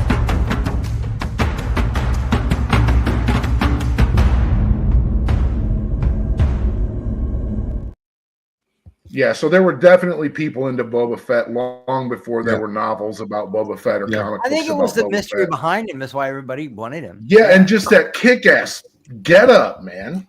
Yeah, the helmet and the jetpack, and yes. I just want to know how did Luke go from drinking blue milk and farming to being the ace pilot blowing up the Death Star by the end of the movie? How did that happen? The Force. The Force. If everybody No, he was already he was already a good pilot though. He was already a great pilot. Remember? Yeah, he was already. Yeah, we knew that. Yeah, but like the best of the Alliance, that's pretty crazy. Are we to assume that especially with what Andor was saying? Sorry, go ahead. We're just going to glaze over the fact that DL called him Bubba Fett. Yeah, I've heard him called Bubba Fett, Boba Fett, all of it except Booba Fett. Booba Fett, Booby Fett. All right, let's get to this last topic before we talk Andor. We're almost finished, guys. Next one. Natalie Portman wants to play a Jedi Padme in a future Star Wars project. If somehow she were brought back from the dead, bad mother, that she would be exciting. What? I don't. What is this? Okay. But yeah, well, I don't know. All I know is allow moi, who has seen stupid artsy fartsy films. You do something like Presence, or you do something like a ghost story where you have her as the Force ghost, like learning to deal with that and trying to make it back somehow. Maybe doing a journey or something like that, or at least trying to make it back to her kids. And you do something kind of heartwarming. Maybe even started off a little creepy, where you started from the perspective of, I don't know, some little boy in a Naboo farm or something. I don't know, but something like that. It could possibly work. But I would in general love to see something from a Force Ghost perspective, and maybe do a heartwarming story like that. Like that seems more prime for animation or something. But I don't know. I'm gonna counter against this. Yeah, right. Because as much as I loved Natalie Portman as Padme, as Queen Amidala, just because you had Jedi in you doesn't make you a Jedi. Oh my God! I date black guys, but that doesn't make me black. Okay. Well, you should, maybe that's only in Canada, because that's not the case in the United States. I'll have a counter. I'll have a counter. Look, Christopher's blushing. Can I have a counter to that counter? Go ahead. Go ahead, Perp. In Revenge of the Sith, we don't she died kind of weird. She just died, right? They didn't even say she just lost the will to live. I think there is some that you could transfer that into some kind of force thing, some force journey of why she died the way she died. Well, that could sort of level up her character in a way. They retconned it in a comic book. No, I'm a movie guy. She used all of her. Yeah, I guess in the legend stuff, which is all of it that you haven't watched. Anything you haven't seen on TV or in the movies is always going to be questionable. And so, what was it, Brian? That she had given? She gave all of her will, used all of her force, power, something whatever, like that. But it was also under the influence to keep the twins alive. Yeah, because she was fighting Palpatine. Basically, it was like a a bad mother that gave up on her kids. A mental battle. Yeah, she was a bad mother who gave up her kids. There is a theory that I'm actually a very, very big fan of. There's a reason. Are you saying there's a Star Wars theory? Never. Can't stand that whiny baby. Yeah, I said whiny it. Baby man. Yes. No, there is a theory that I'm actually a huge fan of. That oh, damn it! The Emperor sapped her life force to heal Anakin. That bastard. Yes, because I think we will see her. We will see her again, probably in the whatever that live action Clone Wars project ends up being, a show or a movie or whatever. Well, it's basically the healing like Paul from the movie Paul. Yeah. Oh yeah, great movie. Great movie. What if, and this an idea I'm floating out. What if? Go ahead. Loud. Go ahead. Say it. I'm trying. Hold Try on. not to break. What if she didn't have enough force strength, because you lose some of your force abilities when people are eating your ass. Oh man. Wow. Always comes back to that. All right. After tonight's stream, it was a droid. Okay, after tonight's stream, Chris is only allowed to appear on Perp's channel for the rest of the year. No, I don't want him. This is a joke. That was really hard. That was really hard to get out. I send my heart, probably. All right, let's get to the main topic. Andor. All right, on that note, I'm out. It's not the blue guys from Star Trek with the antennas. I haven't seen it, so I love those the guys. Andorians. Andorians. The Andor. I need Jeffrey Combs, man. Let's go. I promise I will be very serious for this segment. Chris, you totally know that Cyril ate Deidre's ass. Okay, after that, I promise I will be serious. All right. Let me. Hey, you know what? And the other way around. Yeah. All right. Let me preface this segment as I'm sure she's strapped one on a couple times. You know. I will mute all of you if Domineering, you guys don't let Bruce get his point through. Yes, he has the power. I will preface this as saying these last 3 episodes have been compared to the Red Wedding, Battle of the Bastards, with the scope and writing and just the amount of depth and feelings that this show has invoked in people. Do you guys agree with that? The Wire. I completely disagree. I completely disagree. Go ahead, Perp. Why do you disagree, Perp? Because Battle of the Bastards, while technically great, it was an absolute cop-out. That at the end of the day, when we're looking at Game of Thrones, thinking about strategy, like how it works, like how they're gonna get out of it through their intellect, or they have some idea or plan. But then it's just when another army shows up, that we've been doing that shit since freaking Lord of the Rings. This is another army shows up. That's what helped the battle. No, I don't like Battle of the Bastards in there. This is way more hardcore, way better setup. But that was the best part of Helm's Deep, Jack. Yeah, that's true. But that was the first one to do it. Now you see it everywhere. And part of the thrill of Game of Thrones is that it wasn't Lord of the Rings. They weren't doing the Lord of the Rings trope. People were getting killed for doing the right thing sometimes. And it's like, you're kind of doing Lord of the Rings. Why are you doing Battle that? of the Bastards sucked anyways because it ended in some lame ass shield fight. Yeah, that's what I'm saying. Can you say strategery again? So, but Andor actually sets up the stakes, adds obstacles that they have to overcome in the middle of the plan. So I think it supersedes something like Battle of the Bastards in my opinion. Why am I the only one still laughing? Y'all think I was because you're the only one taking it serious, Chris. No, he said strategery. That was hilarious. Say strategery. Strategery. It's not a real word. I know. I'm copying Bush. Oh, that was funny. God, yeah, that was funny. that was a good one. Okay, so my only thing about this show is its timeliness. Oh, you mean pacing? You know how they always say science fiction? It does. I'm not getting political. No, but you're not getting political. You're not wrong. What I'm saying is that the best science fiction generally holds a mirror up to modern day society. As a mirror to our current day society and what is happening now. Mm-hmm. That's all I'm saying. I see it, sir. And I will say this: you're not go back and watch season 1, and season 1 is even kind of more so now in hindsight. So I didn't see one. Nope, I promise I'd be serious. Nope, I'm not. I'm gonna stay serious. We gotta be serious with Andor. I didn't see one character. We're talking right now, right? Today's times. I did not see one Jasmine Crockett in one episode. Just saying. I would say about that specifically. You don't think Mon Mothma fit that role? What?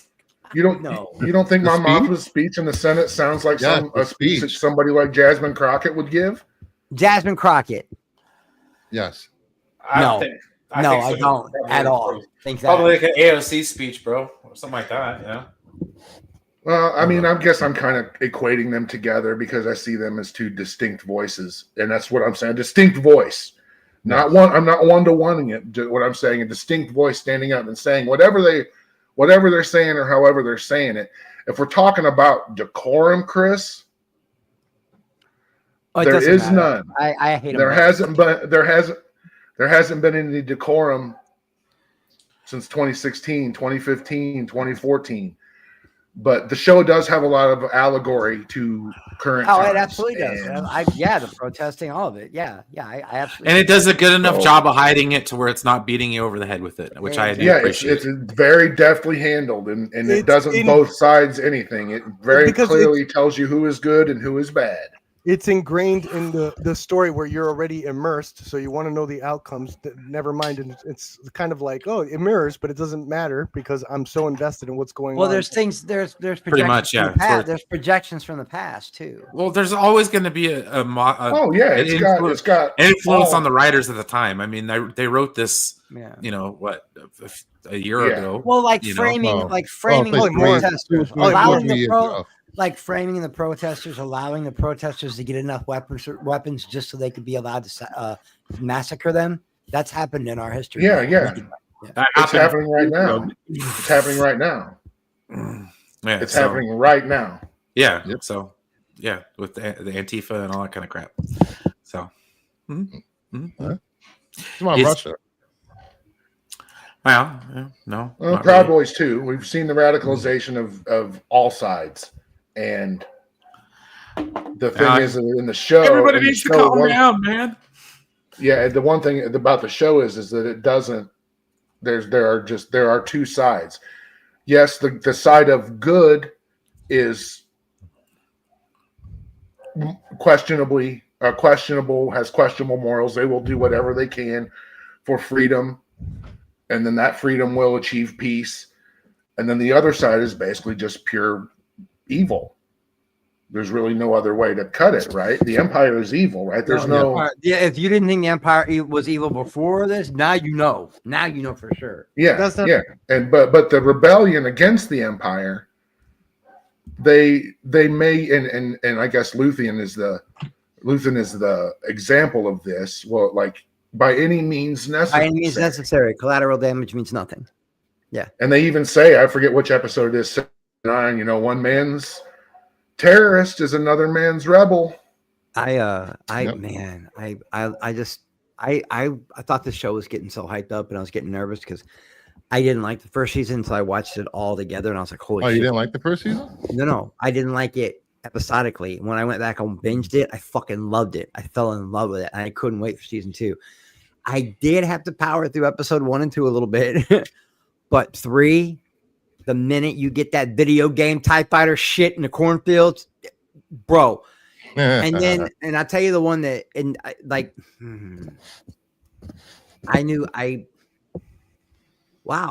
I'll get on. There's parts of this that hit me so hard. I'm glad I watched it alone because I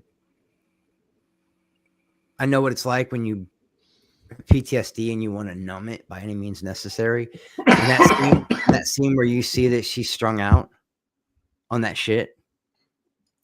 Yeah. I'm thinking PTSD, the life she's had, blah, blah, blah. Wow. Whoever wrote this shit either knew somebody or went through it themselves because that's exactly what I used to feel like. And then when Luthen came in, and then when Luthen came in and told her and knew what it was right away, you could tell he had done it before too. And she says, I used it to sleep. And he says, yeah. And when you're off of this shit, the nightmares come back 10 times worse. I believe that was Dan Gilroy.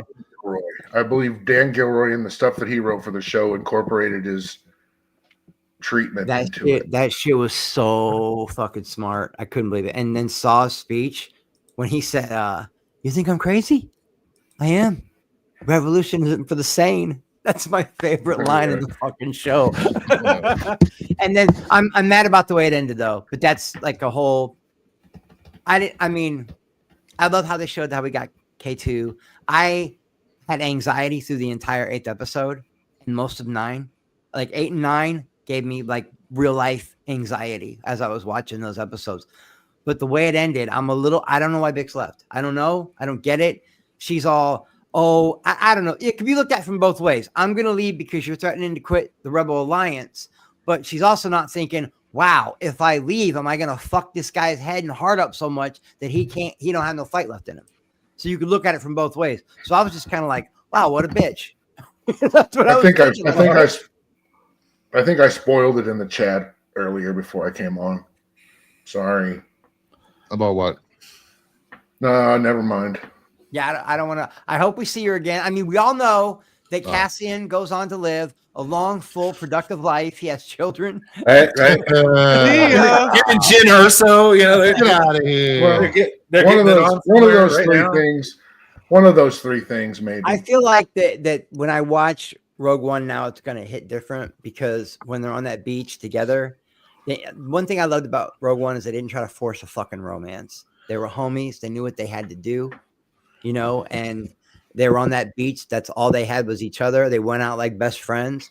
And I want to believe that whoever she had a special bond with, that's who she was thinking about in that moment. And hopefully he was thinking about Bix in that moment. When fucking Mark Parker, look them motherfuckers, took them out. Yeah, is anybody doing a stream tomorrow night while this shit's live or shortly after? I don't know. I have something because there's going to be a lot to talk about. Yeah, I'm just glad I get to see it. That's me and Sticks might go to a comic book store. They're going to be open 24 hours. They're launching. They're launching Battle Beast from Invincible, getting his own series. Are they gonna be a whole event? It's gonna be a whole event. Are they gonna sell out? They're doing blind bags, so there's a chance you can get a 1 in 2,000 comic book, which is pretty much. Do they have any? I would go to something like that. I would go to something like that. Like Star Wars thing or something like that. I would go, yeah, for sure. Star Wars. Do they have anybody from that worked on the book there? Is they doing a signing or anything like that in store? I don't know, but no, they just got a bunch for Battle Beast, huh? Yeah, this is going to be blind. Is Kirkman even writing that, or is it one of his? Is it one of his protege ghostwriters? I have no idea because everybody's so excited about Battle Beast. Nobody's bothered to actually. Let me. Well, I think everybody's just excited because I mean it's not just it's more than that. It's just kind of like if it. I'm not sure what the story's about or anything, but it might be kind of give us some insight into where the Invincible universe is. You know, this is going to be my comic book. My LCS tomorrow night.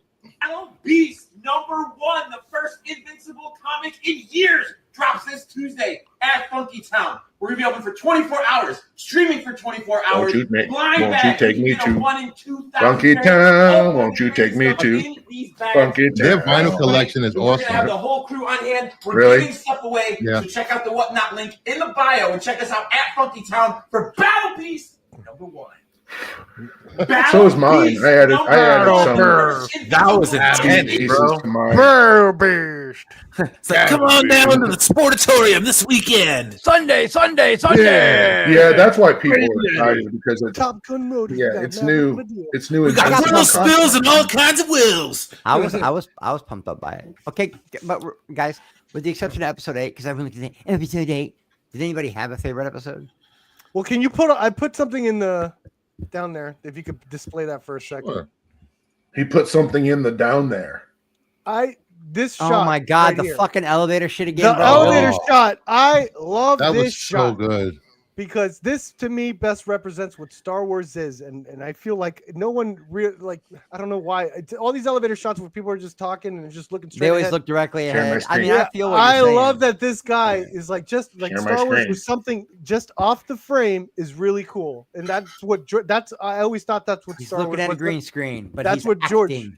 Yeah, that's what George Lucas gave. Acting. So I loved it that finally this guy, I think he understood Star Wars as much as it's such a different radical take, and it's some people are really against it. It's like this little move right here taught me that this guy understands Star Wars, at least for what I love about Star Wars. He gave me this, and I was like, okay, thank you. Yeah. Is it really of that radical a take though? Because if you go back and watch Star Wars, I refuse to call it A New Hope. If you go back and watch Star Wars, their entire the transition between both all three acts is people sitting around a boardroom table talking about strategery. Sure.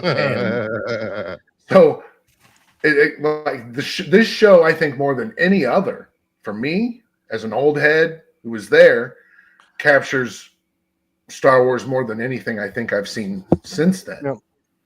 I mean, it's just certain aspects. I rank the bureaucracy, the red tape, and the minutia and the mundanity of it. The slow burn with the crazy fucking endings to each episode, dude. It felt so much, dude. This show felt so good. I can't wait till it ends. But I'm telling you, I've ranked Star Wars my whole life. I'm obsessed with it. Everyone knows that. I've done tens of thousands of dollars into this IP. And not since Empire. Me too, I'm gonna say it. Say it. Not since Empire have I seen Star Wars this good. Yeah, I would agree. Star Wars this good since Empire. And my favorite episode by far, I screamed at the TV and I started texting Perp and Matt and everybody. I was like screaming, "Fuck yes, fuck!" Episode 6, man. I was just so happy when Vix got her revenge, and then they blew that place, boom, and then Cassian's right to her, and I'm like, oh shit, they're both in on it. Fuck yeah, that's my boy. And then the way he got Mon Mothma out of there was so dope. I was like, that was great. I was like, he's right. Cassian has had the worst life ever, and he's never not come through. Dude's a beast, Perp. You better go back and watch Rogue One, baby. Yeah, that's why I think he's force sensitive, because I don't think they're going to ever mention it or talk about it. Because he straight up, I forget who he tells. Does he tell Luthen that everything is just luck? And Luthen says, you've always been there whenever I needed you. There's no explanation for it. I think what they're getting at is that it's that those twists of fate that. And who is the witch woman that healed his arm and was like, she's a force healer. I know, but I'm like, what the fuck is going on? She's not a Jedi. She's not a witch. She's not but there were still. They don't need remember, to be Jedi. We still had. Yeah. Remember, Acolyte showed you don't need to be Jedi to be messing with Force stuff. Yeah, she's probably there with Baze and Chirrut and that kind of the people that practice. Yeah, no, you're right. No, that's a perfect. God damn it, that's the perfect way. Yeah. To explain it. There's That's this nebulous area analogy between. Because the bond that Baze and Chirrut had, they couldn't explain it, and everybody tried to ship them, but it wasn't that. It was the Force. They were bonded by the Force, man. And Chirrut was a beast too. Like I'm one with the Force, and the Force is one with me. When they put the sack over his head, and he's like, "Are you kidding? I'm blind." They really need to do this with Jyn Orso, because I'm not a fan of Rogue One. It's like one of my least favorite Star Wars, but it does, Andor and how much I love this show does make me recontextualize how I see the character, at least. And if they could do that for Jyn Orso, because I think you have no idea. She has nothing. I would love movie, and I would love for her to get like that. I would love Felicity Jones to come. How does would you have a problem? In my opinion, she seems like she has an interesting story to end. She ends up in jail, so she's had a really, I could assume, an entertaining, like, worthy cinematic telling life. What if the character were recast? I still think I can handle it. I can handle it. Felicity Jones is like doing her own thing, but I loved her as Jyn Orso. She's Academy Award nominated. I mean, it'd be nice to get her back. Like, I think if they're willing to let Jimmy Smits go, they're willing to let anybody go. But Benjamin Bratt was a great replacement. Yeah, he was. You know what? Don't go back. Don't go back. Keep it this way. Don't go back. I love Benjamin Bratt. Do you think? Do you think she could show up? Blood in, blood out, baby. I've been loving Benjamin Bratt since I was a kid, dude. Since I was a kid, I've been loving that dude, man. This guy is such a great. He's such a great writer. The dialogue's great. I think the themes are great. All this stuff is great. Do you think there's a possibility, Degrassi, if you know the answer, please tell me, that maybe Jyn Orso comes in the last episode or something? They do like in one of the last 3 episodes. Like they do like a incredibly distinct possibility. Yes, like a subversion where like the last episode's all about her and how she because you didn't know. I mean, we didn't know how Cyril and Cassian and how all of their stories were coming together, and so we still don't know what leads up to the next 3 and what. No, I would be 1 year closer. If they totally just pulled the rug out from underneath us and gave us straight up a Jyn Erso episode, just one episode, dude, that would be legit. Even a cameo, not a cameo. But what I'm saying is like do like they did with Boba Fett, give them like a Mandalorian's episode.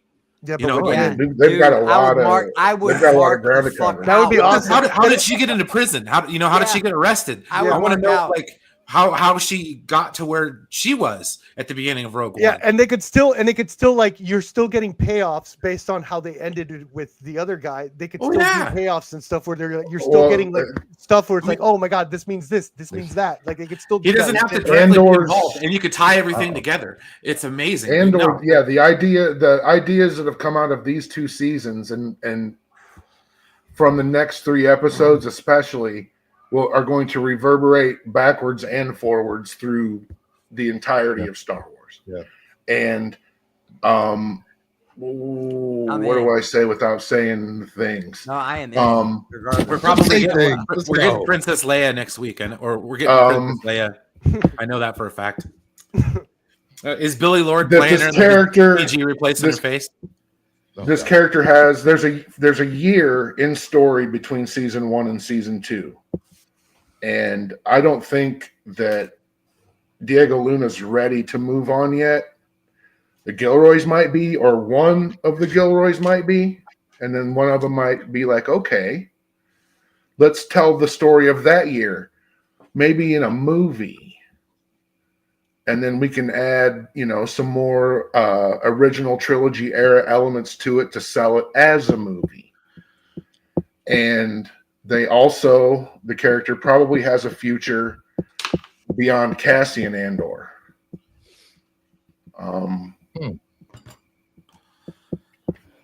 Interesting. What do you think they would call the? What do you think they would call the Jyn Erso show? You think they would just call it Jyn? Gin and tonic. Like Andor. Or just Urso. They call it Urso. Urso. Yeah. Urso. They would probably call it Rogue Zero. Right. Do you think minus one? What's his name? Skylar? Rogue Zero minus Skylar. one. What's the character's name? Skylar, this Stellan Skylar is playing? Luthen Rail. Luthen. Do you think he's a Jedi? I think he was a Jedi. Yeah. Do you think they're going to reveal that, or do you think he's going to live? I think they kind of did, and they just kind of left it at that. But I don't know if we'll see any more of it. We might. That would be cool as hell. Do you think he's going to die? Yeah, I think that's pretty. Because he had a staff. He had that staff. Like he had lightsabers on his ship. Yeah, I know. That's why I figured the staff was gonna turn to a lightsaber or some shit. He was gonna. They came out. He had tactical lightsabers come out of the side of his ship. Do you guys think that? Like him and Mon Mothma ever got down? Like, dude, are we gonna get a DH Harrison Ford? You don't think so? It was in the Mandalorian and Grogu, probably. Yeah. Oh my God! You know what? Harrison Ford. Here's a bigger troll. Or Alden Ehrenreich coming back for an episode. Like, can we get away from the original trilogy already? No, we're gonna stay there forever. I want to get away from Luke, Leia, and Han. No more. Here's I don't think I'm being like facetious or hyperbolic when I say that losing walkers all together and not keeping them in their own little corner and telling that story would be very much like just ripping like Superman and Batman and Wonder Woman out of the DC universe, or Iron Man, Captain America, and the Hulk out of the Marvel universe. My thing is, they've been telling stories with Luke, Leia, and Han in comics for years now. I have a counter argument. No one Star Trek: The Next Generation. No one reads them. They've restarted these series 4 or 5 times in the last decade. They're restarting it now. Yeah, but again, I don't. You know how much it pains me to say this, Brucifer? That's the comics. And everybody knows, despite how Disney can tell you that, oh no, these books and these comics matter. When you read them and you watch the stuff, you know that they don't matter. That they're just there to. They're like, again, the only thing I like. They matter for now. The minute they get a pitch from a director that they're trying to get a movie off, then they don't. They've already retconned. They haven't even retconned. They just totally discounted the canon stories in the Andor comic in this show. I'll tell you what. I'll give anything a chance. I'll tell you what though. You know, it'd be hilarious. I'll give anything a chance. They're gonna have to work so hard if they introduce C-3PO and R2D2 and Andor. That'll just kill me. Actually, if they're just standing there, if they're just that would kill the whole vibe. Like, please don't. Even if they can do it, they might be able to pull it off, but I don't know. What if I think there's a pretty good chance. Unless C-3PO's eating R2's ass, then I'll watch it. How does that work? I think it would be the other way around. I think we've come full circle in this stream. I think he. I think we have. No, like what was I saying? Shit, I don't remember. It's all good, man. Stay off the weed, man. No, I can't, man. It's my spinach. I need me spinach. Me too. I was so high today. I'm not even kidding. I was so high today. I got lost in my own house. I was mistaken. Yeah, I got lost in my own house. I was mistaken Michelle right there. I was mistaken Michelle Rodriguez for Jenna Ortega, and I got into an argument about it with a friend online. Like, really. I thought you was about to say you mistake Michelle Rodriguez for Thade. No, I was so high off that next week. I don't know if anybody's been watching The Last of Us, but Isabella Merced is an old soul. Oh. The only character I care about in this show is Dina. Is Hawk Girl. I can't wait. And the performance that this girl is delivering as that character supersedes everything else in the show. Yeah, I've been told this show's good. I got to get back into it. Okay, she's easy on the eyes. It doesn't even matter. When I look into her eyes, I see an ancient hawk goddess possessing a young Hispanic girl. That shows how much. That's some Moon Knight shit right there. That's deep. No, that's Kendra Saunders. CJH, what are you talking about? That shows how much you pay attention to us. We all actually really enjoyed that show. Yeah, we liked Acolyte. Why are you constantly lecturing us about Star Wars, man? I love that show, and I'm actually let CJ do his thing. That's what I. After Andor wraps up, I'm going to go back and I'm going to binge the Acolyte because I'm with Chris on this. This show, Andor, is a great show. It just hits better so for me. Degrassi, like it hit me in certain places I didn't expect, man. Like that drug addiction one, that drug addiction one, like hit me in the feels, man. Oh no! Like when Marva tells him. When Marva tells him, "I can't go and you can't stay here." Niagara Falls, man. Niagara Falls. The technical aspects have been absolutely bumped up from the first season, where like the camera movements and all this stuff is just so fucking choice and very like S tier. Like this showrunner, whoever this guy is, this Tony Gilroy guy, is really freaking talented. Like he made Star Wars. Well, I think him and both of his brothers work on this shit. Perp. I think they're all brothers. It's Tony and who else? Yeah, they got Tony and Dan. Dan, there's another one. Isn't there like a Chris Gilroy or a John Gilroy or something like that? They're very like talented. Three of them. Very and talented. They're all in I never thought I'd give a shit about Andor. Like really, I did not like Rogue One. Like it's Dan's we call Dan Mr. Rene Russo. Yeah, and yeah. And he did Free Jack, right? Dan I bet that's where they met. I'll bet that's where they met. I know one of the Gilroys did Free Jack. Yeah, he wrote Free Jack. Yeah, I wonder if that's where he met Renee. That was they were married the same year that movie came out. That's amazing. That's amazing. And they've been together that long. The Gilroys are Nepo babies. That's what they didn't come from nowhere. No, they're talented. They worked hard. Yeah, John is Dan's twin, and he's an editor.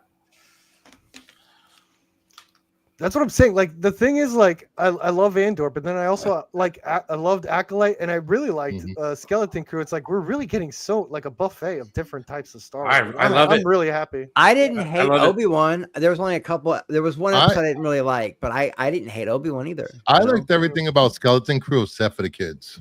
Yeah. The kids could have been thrown out. They were kind of annoying, right? Mom, I like the lead. Lightsaber, something. Mom. Yeah, Neil was a little annoying. Neil was annoying, but I liked the main kid. I thought he had spunk. He was good. I liked him.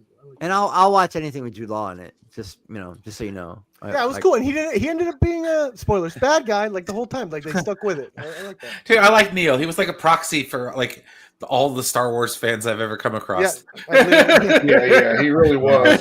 Yeah, he really was. That's my meme for RJ. I just said the mom when he's. I mean, it was just right? I enjoyed it for what it was. And whenever I'm watching something like that, I try to put myself in the. Is it messed up that I thought about RJ when I saw that character? No, I think everybody thinks that. That's it's just anybody that knows RJ. Crazy that you said that, Brian, because everybody. Yeah, that's what I was saying. And I have a drop for RJ. RJ, yeah. Of Neil in the bathtub going, "Mom," every time RJ comes and talks about his toys and stuff. That's funny.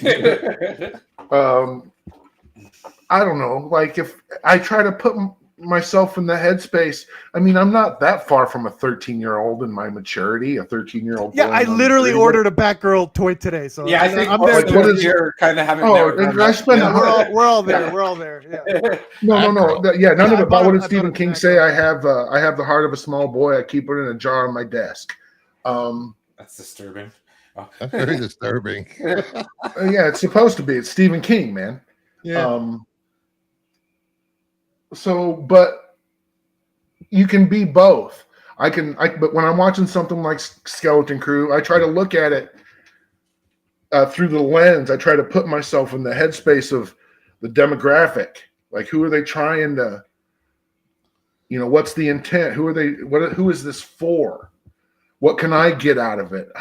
What's my end? Who can I relate to? And I related to the bossy chick, the girl who knew how to do stuff and fix things. That's the one I related to. You know what really pisses me off? When, especially Star Wars fans, they'll enjoy the hell out of something when it's on, and then they get convinced that what they just watched was bad, and they hate it after the fact. It's the most mind-boggling thing I've ever seen with fans. I don't get it. I really don't get it. Fickle fandom. Nobody can tell you what they like. They can tell you what they don't like. Yes. Yeah.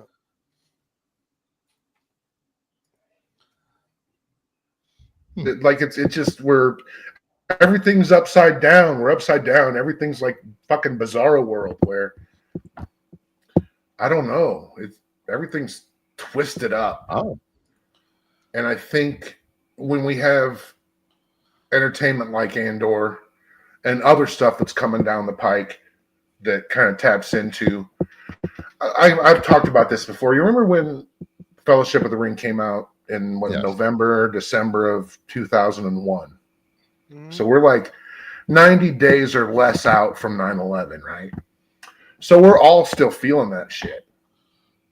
And when they're in the mines and Gandalf says to Frodo, they're having the conversation about, like, Frodo says, I wish this didn't happen. I didn't live in such times. And Gandalf tells him, well, it's not for you to choose. You know, what's for you to choose is how to make the best of them, you know. And he says something about those who don't live to see such times and how we're more fortunate that they are.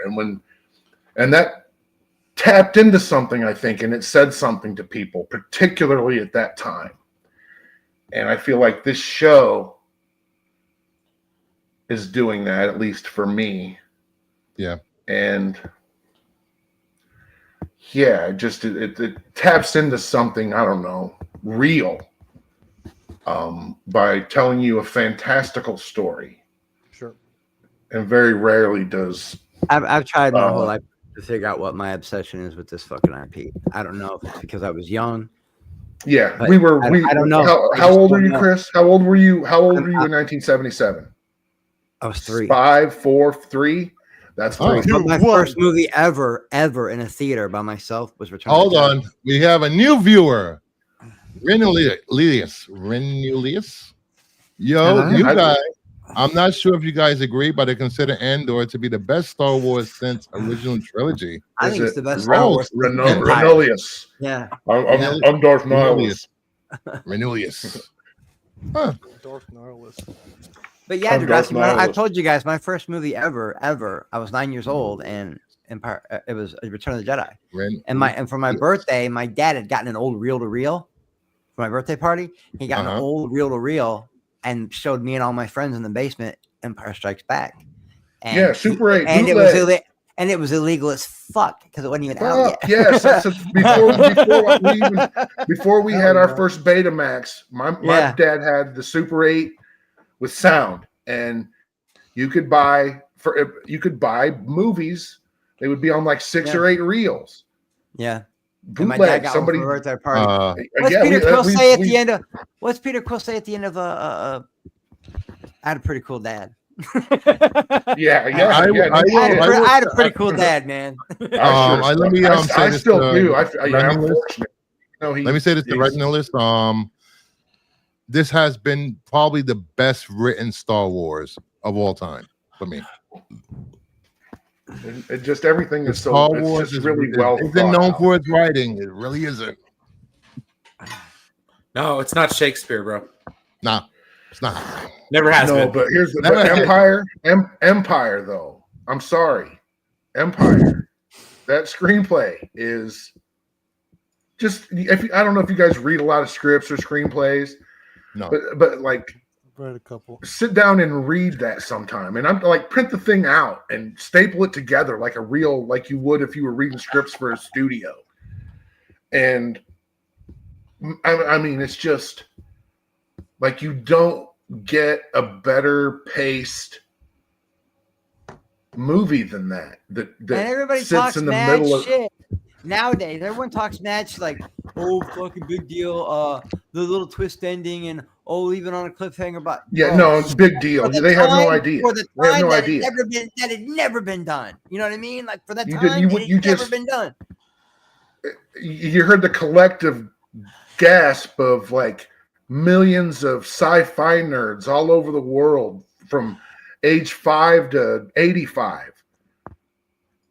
And what's funny about that, there was a convention somewhere in, I want to say like 78 or 79 as Empire was ramping up production. And they straight up asked George Lucas at this convention, who is Darth Vader? And he's like, it's Luke Skywalker's father. And everybody chuckles and moves on, and it gets published in a paper and magazine as a joke that Lucas made. And everybody just moves along like it was nothing. And then, all right. We're gonna come right back. We're gonna come right back to this. There is some breaking news. Yay! We got the James Superman Gunn is trailer. in New York City in front of the Viewtron. Oh, God damn it! That's him right there. So, are we gonna? Do you get 10 hours of the Price is Right losing horn for this, Brucifer? Yeah, I know. I will say this much: as I keep saying, James Gunn has never let me down, and I am a James Gunn fan, but I'm starting to see some of the cracks in the armor that people talk about. I'm starting to see it. Here we go. I had a full-on discussion yesterday about it. Is that the real James Gunn? Or is that AI? Is it? I don't know. It's the real James Gunn. And I like James Gunn, but I started noticing like, wow, either if he said it or he's lying on purpose, but he has been caught up in quite a few lies, man. And I'm not going to go full conspiracy like some people we know, but I'm saying I'll go, why did he say that? Wait, what the fuck? Yeah, he did say that, didn't he? Like I get kind of caught up. And I just wonder if it's because he's so busy he forgets he said it, or if he's really the piece of shit some people think he is. That's like the best way I can put it, Like what did he say? What are his purported lies? I'd have to go back and look, but I know one was about things that he said was going to be in one of the scripts that wasn't there, and then one thing he said he wasn't going to do, and then he turned around and did it. I have to get this was like a week ago, but I'd have to go back and look, and I don't know if he just misspoke or if he just flat out like he contradicts himself. That's kind of calling it a lie is kind of mean, but he does contradict himself a lot. Like now I'm not buying into the whole whatever that interview he did. And now all of a sudden people are jumping on this train going, yeah, man, fucking Matt Reeves is going to, what is it that they're saying he's the Flash, something about the Flash, man. I don't know that interview he did in like Philippines or whatever.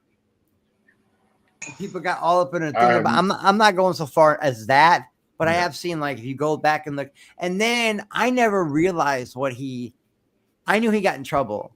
And I don't hold anything against anybody for that long. I don't believe in that cancel culture bullshit. But I went back and I was like, what did he say in those tweets? And then I went back and saw and I went, oh, okay. Yeah, that's fucked up. Yeah, there's no getting around how fucked up those tweets were. But they're so long ago, man. People do so much dumb shit and that they don't mean, like. Yeah, but at the same time, you can't expect people to forget what he did, or I know somebody could say something 10 years ago. You're not expected to forgive that person just because it's been a long time. That's not how that works. But you should forgive them if they're actually sorry. So he was joking with a friend, and that friend turned out to have issues. This is the rub, right? This is the truth, the fact, the reality of the situation. Man, let's see. If he apologizes, I can almost move on, Yeah, I don't know. People joke about dark shit. It happens. I can't. I'm not. I don't care who it is. Really, the problem is people forget that George Carlin would be rolling over in his grave right now. People forget that the internet is forever. So just be careful what you say on the internet. There's that. Hey. I don't know. I thought we lived in the age of free speech absolutism, where anybody can say whatever they want without fear of accountability or retribution. Oh, I don't know about that. I think. Well, that's what I'm being. That's what I've. That's what I think you could say whatever the fuck you want, but I also got the right to brick you right in your fucking mouth if I don't like it. No, I know that. I know that, Chris. But what I'm saying is the general consensus seems to be amongst a vast majority of our fellow humans that they can just say whatever they want. They can start the fire in the theater and yell fire, and it's all good because freedom of speech. And they've somehow forgot what that really means. That's called the internet, dude. And social media. I don't think it is, Brian. I see it. I've seen it in my anecdotally, sure, but I've seen it personally. It's one person telling you that they've seen it. I had a great time, everyone. I gotta get going. Sorry, I got really tired. My perp. I love you all. Thank you. Write your Star Wars ghost story. Maybe I will. All right, later, guys. Actually, it's been over 2 hours. I think it's time. Yeah, to end the stream. It's been, we had a good time. Oh, that's what I want to see, though. No, before we leave, though, Padme and a Potter weird wheel. Getting her ass eaten. Anakin sport. Padme at the pottery wheel, getting her ass eaten. That's what we want to see. My whole thing is oh my love. Like her family show. We'll call it Ghost Salad. What did you do? What did you do? What did you do? If they ever made a solo Vader project, her input, I guess she would have to, because she would haunt him through all of his days, and all of his rage would be filtered through the prism of her. A whole other Star Wars story, Degrassi. They would actually show. They could do a whole arc where on just how the dark side of the Force and the Force Ghost and the light side of the Force. They did that in the comics. Can't interact with each Vader's other. castle. Yeah, I think I want to see it. Yeah, I want to see it. Yeah, that's where I'm like, that's the only instance where you're going to find me say, piss on those comic books is Star Wars. All right. Thank you, everyone, for hanging out. Please hit that like, subscribe, leave a comment if you're watching on the replay. And just remember, this is a family show. We're all family.